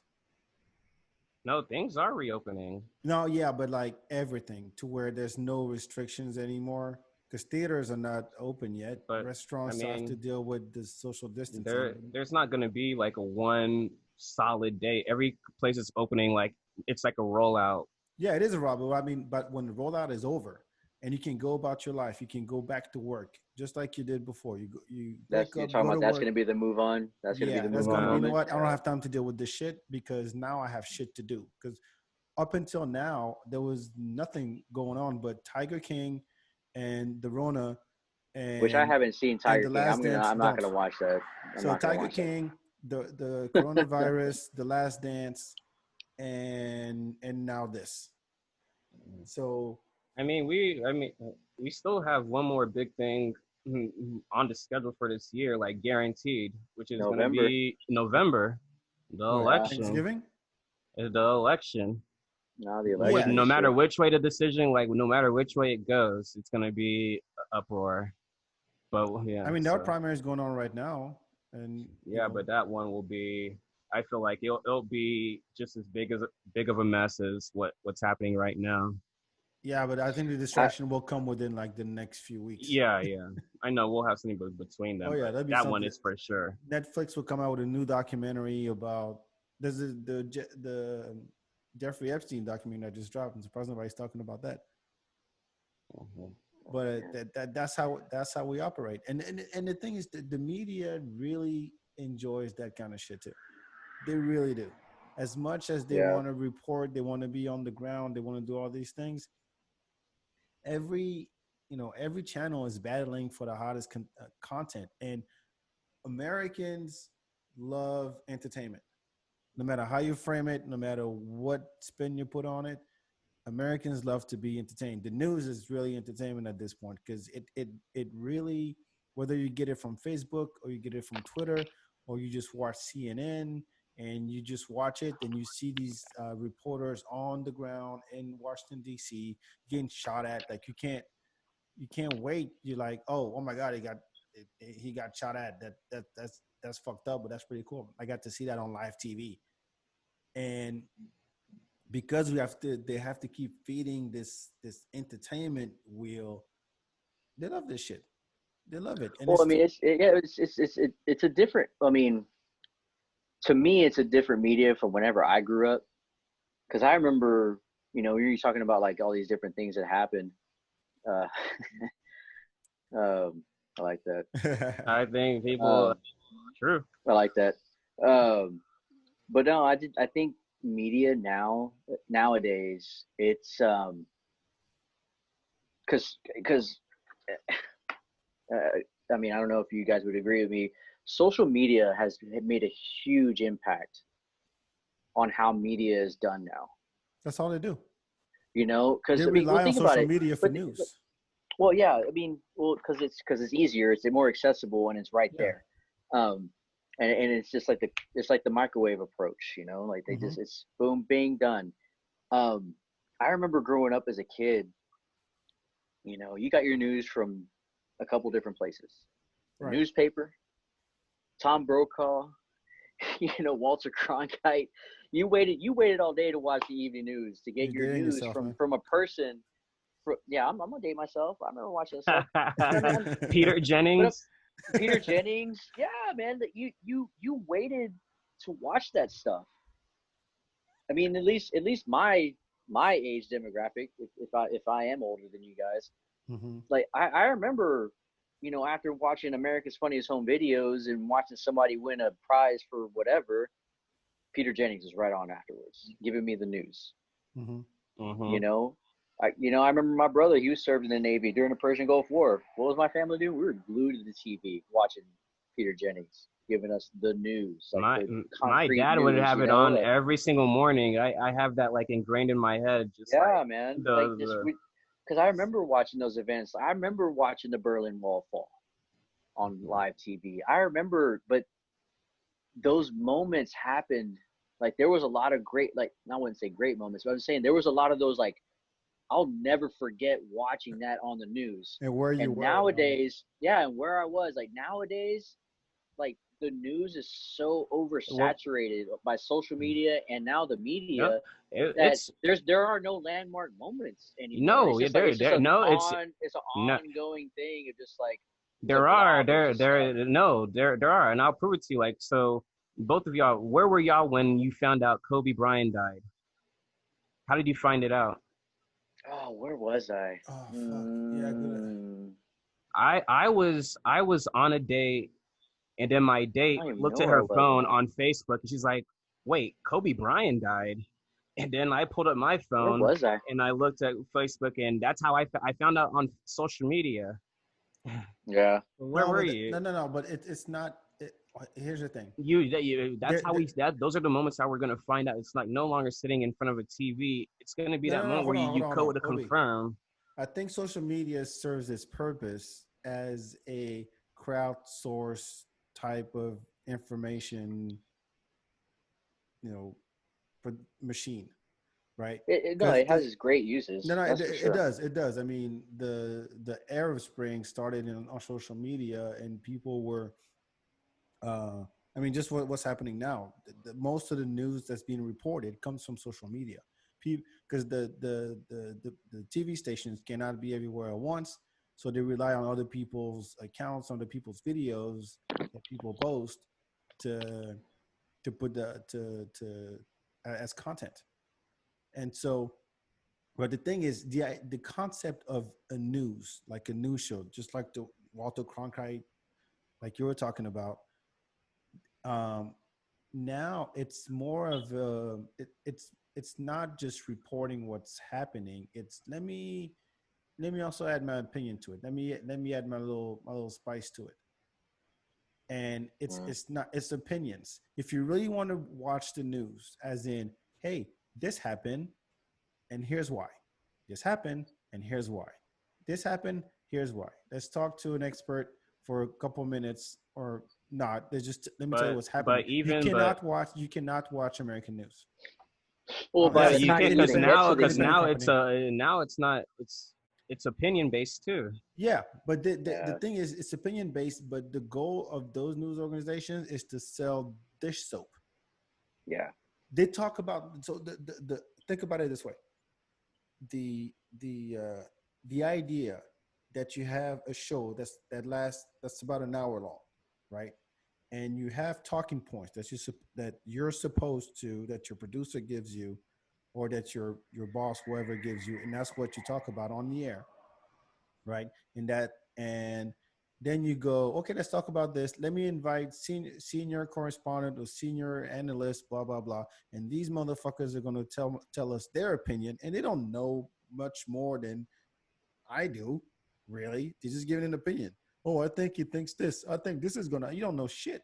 And you put six people in little boxes, Brady Bunch style, and they just talk all at once. They yell at each other for 60 seconds, and then they go, "Oh, all right, we're gonna break because we got bills to pay, and we got to sell this dish soap." and some of those places actually do say they have bills to pay. Yeah, exactly. We have bills to pay, and we got to sell this dish soap, and we got to sell these drugs. And that's what happens. So there's never they're just talking points. There's never a conclusion. There's never really an analysis. There's never Yeah. a conclusion. There's never like you can't just watch a minute long segment about whatever topic and really make up your mind and have all the elements you need just to know the facts. You can't even get Yeah. to that because it's just Well, people I mean, giving their opinions. well, Gee, what? that you know, by the time you even get to the news, if you're, I mean, I'm saying in your example, like if you're talking about the evening news, you've already watched They so cover the much same social shit. media news throughout the Yeah, whole day, they're late. and by the time you even get to that, like It's you've already made up literally your mind. the same piece of information given at different slots throughout the day by Yeah, different people who just add their own sauce to it. That's it. If you saw it at 8 o'clock, unless something breaks, the news breaks during the day, it's the same shit over and over again across all channels. Like I watch when it comes to news, I listen to and I watch France 24. It's a French organization, news organization. You can watch it for free on YouTube, and they have a English version and French version and Arabic version and a Spanish version, I think. And it's 24/7, but every 30 minutes there's a news bulletin. It's 10, 15 minutes long, and they tell you what this is what's happening around the world. And they'll actually explain what's happening without any slant, without any opinion. There's just one person in front of the camera going, "Okay, this is what's happening. Let's go to so and so, and on the ground," and then they just narrate really just the facts, and then go back to the I next story. I don't think most Americans realize how much their news is filtered. No, they don't. Like I think Alex, you might know because you've stayed overseas before. Like in growing back, you were raised overseas, and when I went over, like I was getting world news whenever I turned on and I was watching the news over there. You would get news from whatever's happening in Greece or what's happening in South Africa. Like I was getting actual world news. It wasn't like Yep. like a 2 minute blurb. Like, oh, we have our troops are advancing or moving out of Iran or something. Like, no, we were actually getting like political news and entertainment from all different parts of. But over here in the U.S., it is so heavily filtered. You will like some of the top breaking stories around the world won't ever even make it on the air over No, here. no, they won't. It's the craziest thing. They won't. Like, well, it's a form. It's almost a form of isolationism. It is. mhm. You I know, Because think nobody like care about what's happening it's here. it's But that and that's where the whole how the rest of the world looks at Americans is like we're like self-centered or it's narcissists. like Like we only care about ourselves. Like we it's don't. a horse with blinders. Yeah. I've been saying this since I got to this country. Yeah, I see it completely. Like when I was on the outside, like I remember I visited my uncle that was in Paris, and he was asking me about like the U.S. He's like, "Oh man, like how is it back there where you like whenever you go to the grocery store, do people just have shootouts and stuff? Because he just know like we guns and stuff. Or, like he's like, no, it's not that crazy. But then also we talked to like other friends like from Canada or someplace else, and and and they'll be on top of like oh they're like man Trump said some crazy stuff today. I was like why are you listening to what Trump says like it was like Because it's crazy like part of you the news but there. it's part of the news like Yep. they get our same news over there in real time like that's why how they have our same so Black Lives Matter over there like they get our news but it's like Americans don't get any world But news at all. but you know what? Here's the wake up call. Because for the first time, you know, I hope people realize that with what happened with the coronavirus, in a sense that here's something that that started overseas, and we're such in a global economy that here's something that started on the other side of the world that affected us here at home within weeks.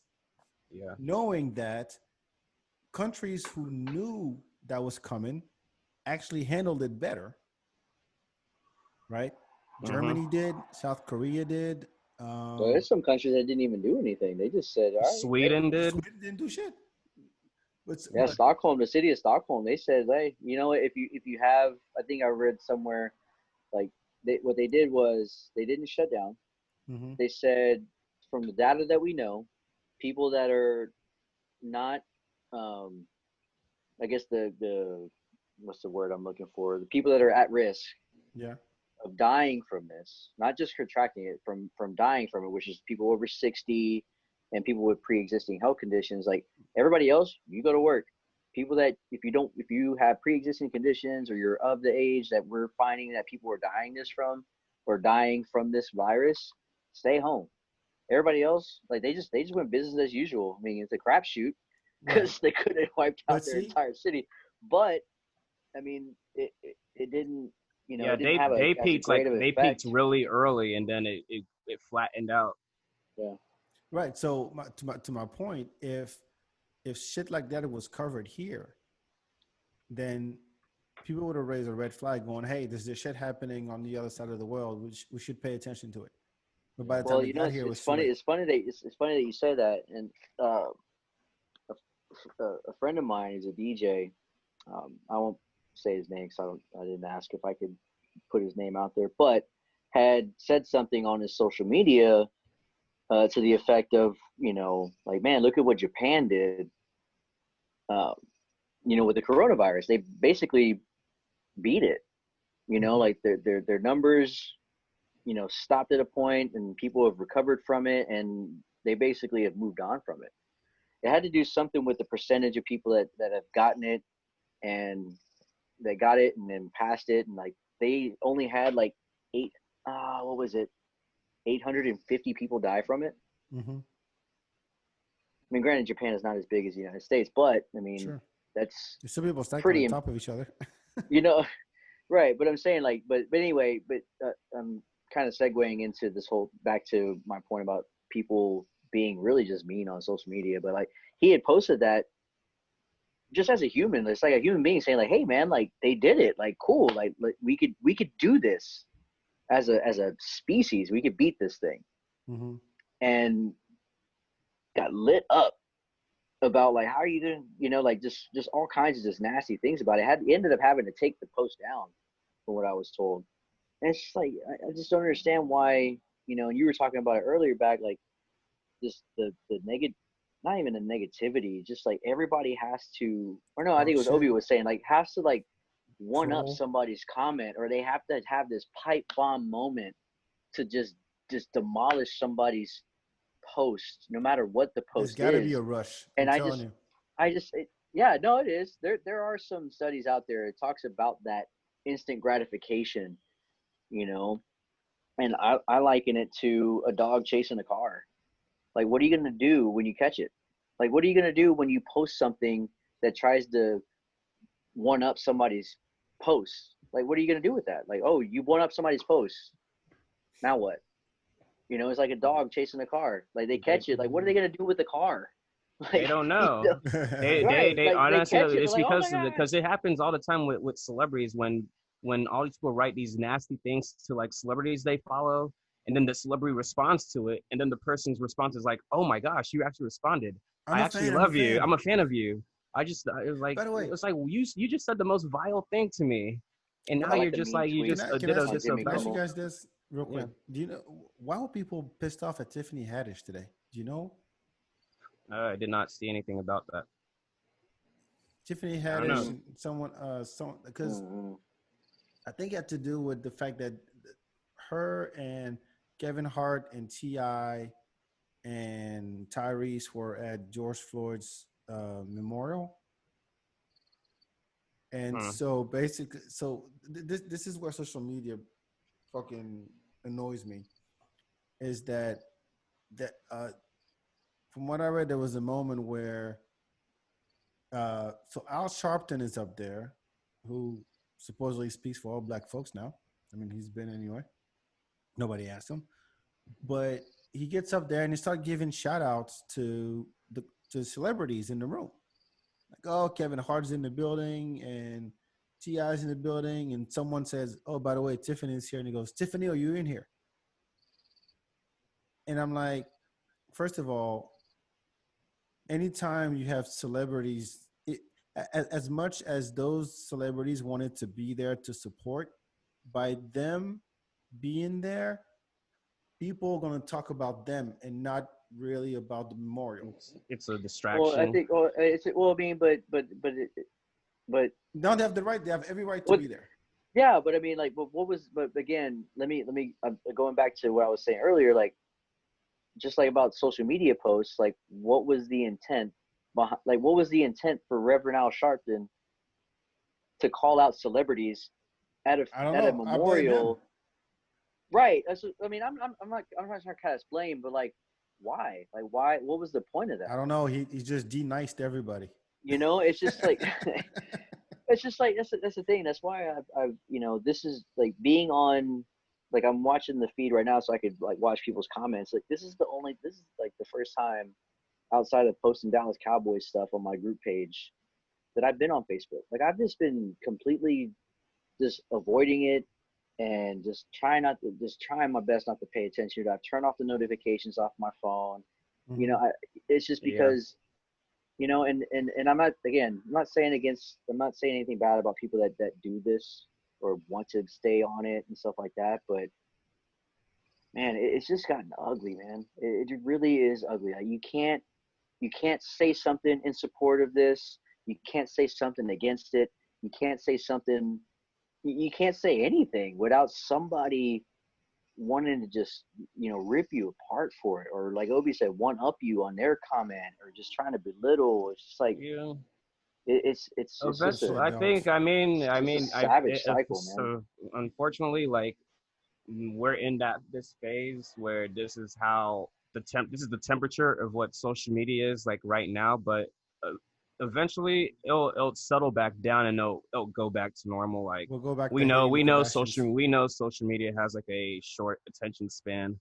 Like Oh, it will. it'll rebound. Here, I have one question to ask y'all. Like, I don't know if y'all have any. Like, do you think society or people will know when they're in like a historical moment? Like, do you think like the people that were like in concentration camps knew that this is going to be one of those moments that they're going to talk about forever? Or do you think they just thought like, this is just a bad week or something? Because I really truly think that what we're going through right now, like this year or in this event, like is a historical moment in time. Like I think when we're in 2021, 2020, like this will be looked at as one of those like pinnacle times. Like, do you think other people will feel the same way? Even if they're opposed to this whole Black Lives Matter movement or to, I like, I think this. Go ahead, and then I'll answer. I think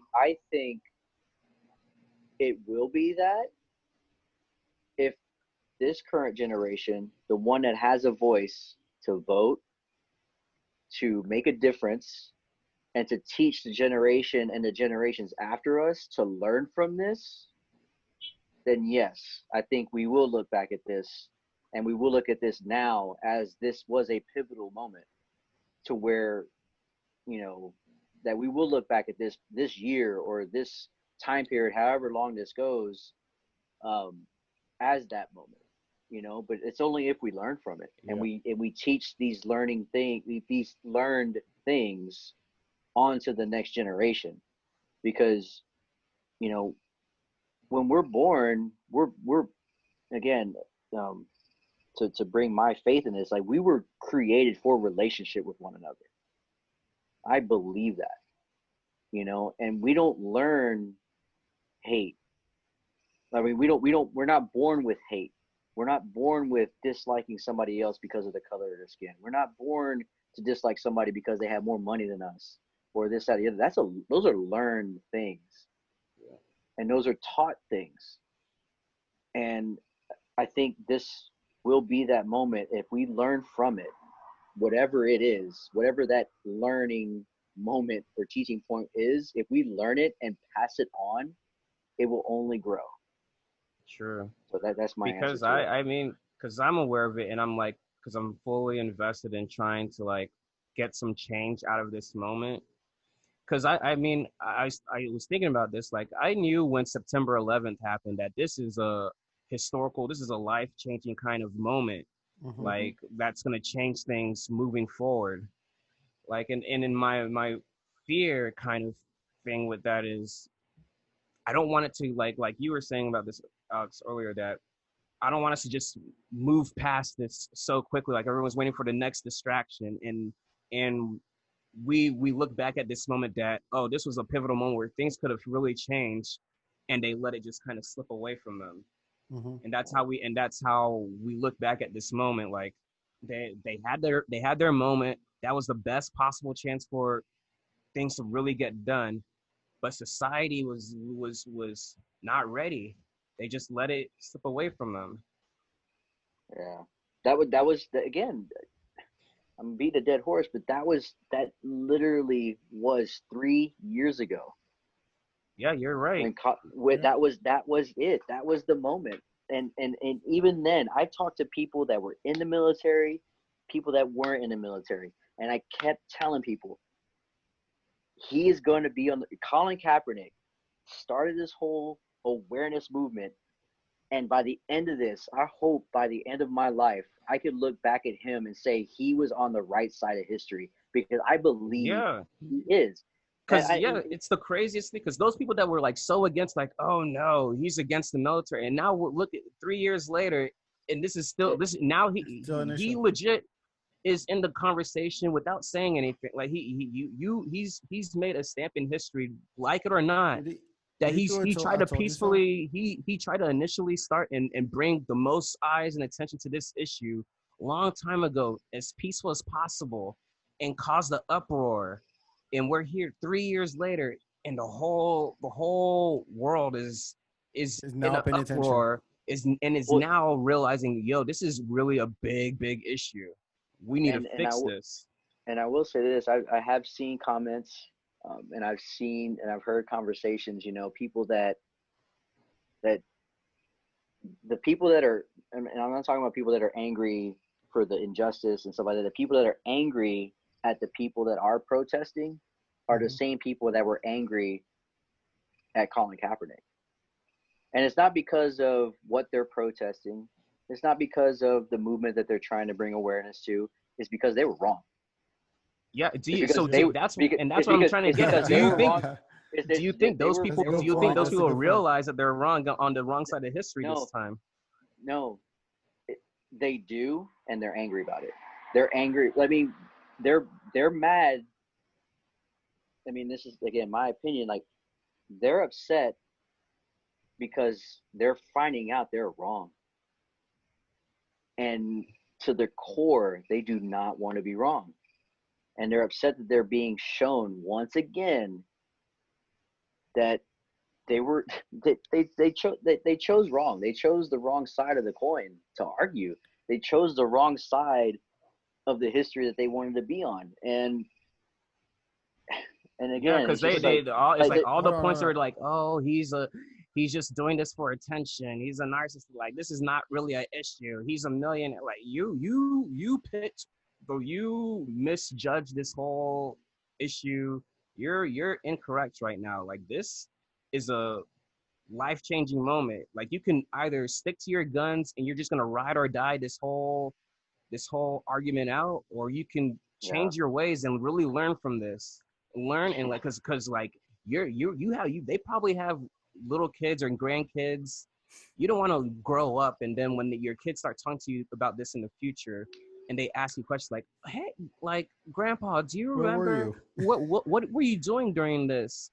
You don't want to be that dude who's like, oh, I was the one trying to hold them back. No, I was like, I protested with my or are you just gonna lie to them and like, and, I protested, and that's why things are different now. I think like I protested with my guns and my rifle so I could be able to get a haircut again. That's the side of history I was on. Nobody gives a shit about that. Somebody, I don't know where I was watching. I think it was, again, I'm gonna go back to Nick Wright. He's on in the mornings. He's on this show called First Things First. And then on the afternoons, he's on a radio show on XM. I think it's Mad Dog. Anyway, but he was talking about that. He's like, how different how different these protests were handled. Yeah.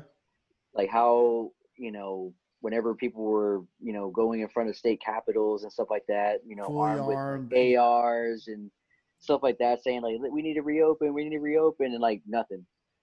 Like it was just, okay, cool. Like, yeah, we hear you. Yeah. And then it's a completely different Do you like know that, protest. I was like, what? you know Dave Chappelle's joke? Like, how do you get gun law, gun reform in this country? All black people go buy guns. Yeah, that's true. That's how That that would works. do it. That would do it. I That think I would saw fucking do I it. think I saw a report where they were talking about who, I can't say who it was. Somebody of influence was saying that, um, and I'm paraphrasing, like African Americans should really look into embracing the Second Amendment and start That's what that is a owning lot guns like. themselves. Like, like I remember reading the article. I'd like to read it and kind of see, but like I mean, when you brought that up, I was thinking like, man, like I remember seeing that article. That's what happened when I forgot which law it is, but the moment that the Black Panthers showed up to rallies with automatic rifles, that's when they passed that gun that was like limiting them. Mhm. What is that? What is that Mm-hmm. exact? Damn it, it slipped my mind. But that's what it took them, like, because they're like, oh wait, they're now arms too, like the same way we are. No, we have to limit this. We have to, like, this Yeah, can't we get can't out of have that. control. We can't lose out We of can have control. Yeah, armed it's like black Black people. Panthers and then like Latin Kings. It was like the like in the 60s, 70s, like the Latin American community had their Mhm. Black Panther group. I can't remember the name of it. Or the Young Lords. I remember my dad talking about that stuff. Like it was like in New York, Philadelphia area and stuff like that. But No, but yeah, I do think to answer Obi's question, I think people are gonna look at 2020. No matter what, I mean, God knows what's gonna happen the second half of this year, but um, so far the same way that people look at 2016, like 2016 sucked because Prince died and like a bunch of people died, and then 2020 hit, and you realize that we had to be stuck at home because of a global pandemic to real like to where we have nothing else to do, and to be put in front of a mirror and put this police brutality in our faces. Because I honestly think that the the confinement and the quarantine helped people realize what was going on with uh, with what black people had to face. Because otherwise, just go about your day. You don't give a shit. But when you don't have a choice and you put this shit in front of people, they don't have a Yeah. choice but to see it because everybody's talking about it, and you're on social media. The internet is the only outlet you have because you're stuck at home. yeah. And Literally, then like, here's this thing that everybody's talking about. Here's this thing that's going viral. Every single video is going viral, and you cannot ignore it anymore. So it took a pandemic for this country to grasp with this yeah. the racial injustice, with And this on people, racial yeah, injustice. and a lot of people on the other side, they think that did all these people protesting forget that there's a pandemic going? Nope, nobody. I like me. I I've been in the hospital for a month because of, like, since COVID happened. I have a pre-existing condition. I can't fight off shit. But something, so like, even though I know this, like, I'm the person that I should be staying at home the most. This issue is that important to me. Like, I rather be sick and than to just stand by and let this happen. Like, if Mm-hmm. if if COVID is the thing that takes me out, at least I'm gonna go out with my head held high, and I know that I fought for something that means the world. Like, Mm-hmm. it means the world. Like, it's that important. Like, we didn't forget COVID exists, but I feel like people are just, they're willing to bite that bullet. And Well, I and mean, and but that's the conviction that people need to actually make change happen. Like I mean, what you're doing. Considering all the things you just said, like, I mean, that's how strongly you have to believe and fight for something. you're willing to, you know, jump Stand in up. the fire or be the man in the arena, you know, like it's just like that's more of that needs to happen, you know, for real change to happen. And it has to be united. Like it has to be a united, you know, a thing like that. So that's my you know, All Yeah. right. banner, We're gonna flag, whatever Sometimes you want to I call it. mean, So just like sometimes in your lifetime, there's just some things that are just bigger than you. They're not. yeah. It's not. It's people want to downplay it. This is bigger than me. It's bigger than you. It's bigger than the city or the state. It's just it's important, and I want this moment in history to just kind of have like a legitimate change. If it takes, I mean, we're on day 10 of straight daily protests. If it takes a whole solid month, it takes a whole solid month. But until the change is done, I say let it keep going. I'll It's got keep to keep going out going. there. I'll keep It, going out it's there got to keep going. over and over again until legit change. Or like, and and it's bigger than those four cops. People think like the four cops are arrested. All is good in the world. No, Racism is gone. like like no, I mean it's bigger. This is it's bigger a than bigger this. it's the big issue. No, you're definitely right on that. But I mean, I don't know. I'm I think I might be getting close to my pumpkin time, but I will say this though. Um, when it comes to this issue and many other issues that we have in this country, you know, like we have to one evaluate ourselves. Like we have to really like soul search Mhm. and think about the things that really matter and are important to us. And then how can we go about, you know, taking what we evaluate within ourselves to make the world a better place, but do it together, you know, like do it in a way that it's communal. It's about you know, moving together, you know, at the same stride, at the same pace, you know, because when one's trying to get ahead of the other, that's when things get unstable, and that's when things don't work because you got this push and pull as you're trying to move forward. And I don't know, man. I really, you know, going back to this moment, like this can be a moment, and I feel like it will be a moment that, yeah, we will move forward. We will get through this. I mean, you know, and I just don't want to move past it and forget about it.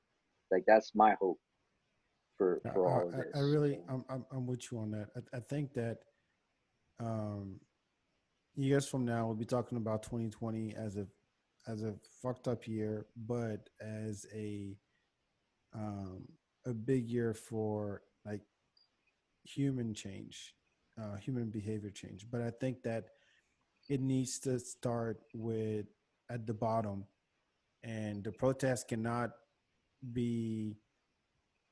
Uh, I don't think the protest got to keep going. We can't just fall back to being distracted by the next thing. I give yeah, you an example of what happened in France. There was a protest by the Yellow Jacket. So these are all people, just workers, and they had specific demands, and they protested for months, like through the holidays.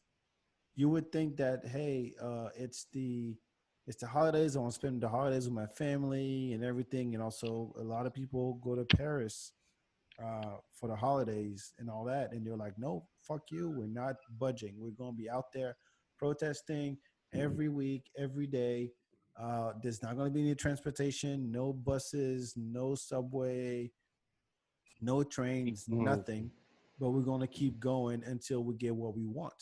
And the only Because what? thing, the only thing that stopped them was the confinement. But they were going to keep going. They didn't care. Like until this is what we want, and until that happens, we're not budging. We're going to be out there on the streets. Because Um, when push comes to shove, like there's more like the longevity for the people that are protesting can outlast the police. Like the police, all the police around the country, they're doing 12 on, 12 off.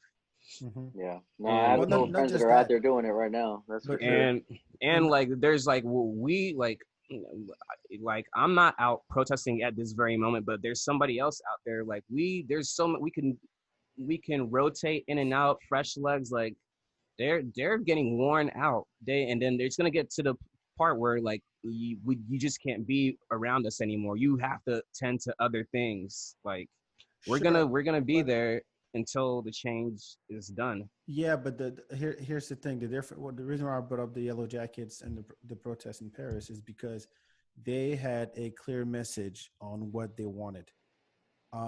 It's been a week. The anger, we've let out the anger, we've let out the frustration. Everything's more peaceful. But it's got now it's time to organize and figure out. Okay, the eight can't wait measures that we talked about earlier, like that's a concrete solution. Uh, Defunding some police departments, that's a solution. I mean, we're in an election year, so register to vote and make sure your voice is heard. That's a solution. Yeah. Supporting Black-owned businesses in your community, that's a solution. Talking to people one-on-one off of social media, that's a solution. Taking a break from all the shit that's happening so you can have time to reflect, because it's so overwhelming and so intense that there's only so much you can take. There's only so much Twitter, social media you can take, and comments back and forth, and articles to read, and videos to watch. It's too much. We're in a stage of deconfining right now, which is good.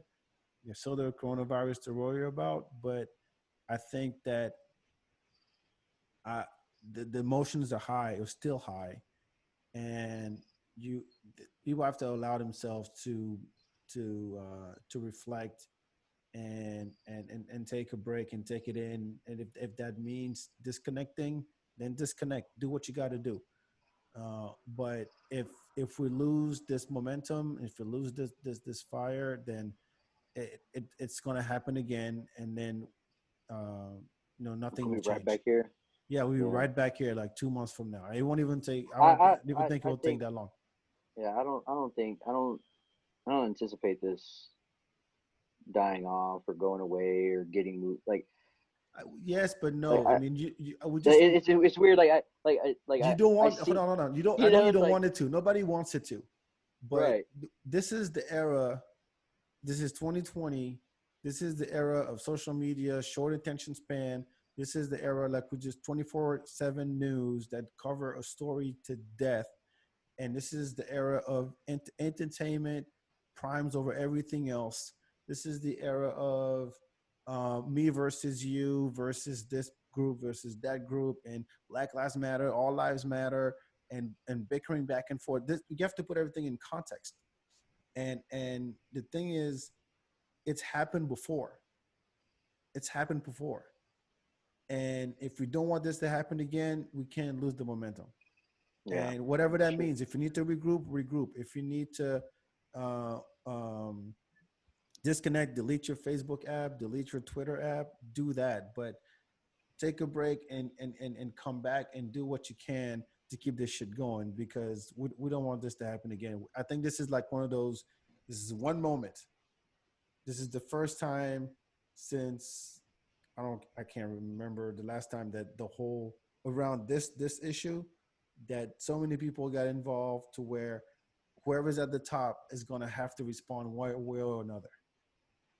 If that means Man. that's getting trunked the fuck out, then that's what's going to happen. If that's voting on your primaries, that's what needs to happen. If it putting pressure on your city council to look at the policies that the local police has in place and ask for some more accountability, that's what needs to happen. But you can't just sit back and just keep taking this in and remain a keyboard warrior, and then just getting into these fights online, and then nothing happens. There's plenty of resources. You can just Google it. There's plenty of articles and posts about like, here's 10 ways to help the cause, and here are the links, and donate and get involved and sign a petition, talk to your friends, read a book, listen to a podcast, whatever that is. But we can't stop now. We Like really can't. I was I'm trying to wrap it up, man. We're Oh talking yeah, for yeah, 2 yeah, hours. yeah. Wrap it up. I was trying to wrap it up B. too. No, it's all good. But I appreciate the conversation. I think this is helpful. This is a much better format than like commenting back and forth online. Yeah. Appreciate everybody chiming in the comments. And There was shout out really to good some of the questions. people that hung out with us the whole time too. Yeah, I mean, Yeah, this has been good. this is good. Everyone talking in the chat. I really hope, you know, because this is so overwhelming. I would love to. By the way, we started this. We didn't have an agenda whatsoever. We just turned the mics on, and then we just started talking. And you know, this is the big topic right now. We can't avoid it, so we had to address it. But eventually, I'd love to tackle other things that are happening. Or so that's it. So thank you so much for tuning in, Obi. A pleasure. Thank you, everyone, Alex, for thanks tuning so in. much. Thanks everybody for Yeah, man. listening, and Thanks for we'll try having to me do back. this Thursdays. I guess Thursday nights seems to work for people. Yeah, Thursdays are good. So let's keep this Don't going. like Thank for you me. so much. Have a good night. Stay safe, and Fight the Black good Lives fight. Matter. Fight the Black good fight. Lives Man, Stand for Matter. what's right. Yeah. Thanks, guys. Yes, Ciao. sir. All right. Have a good night, guys. Peace. Ciao.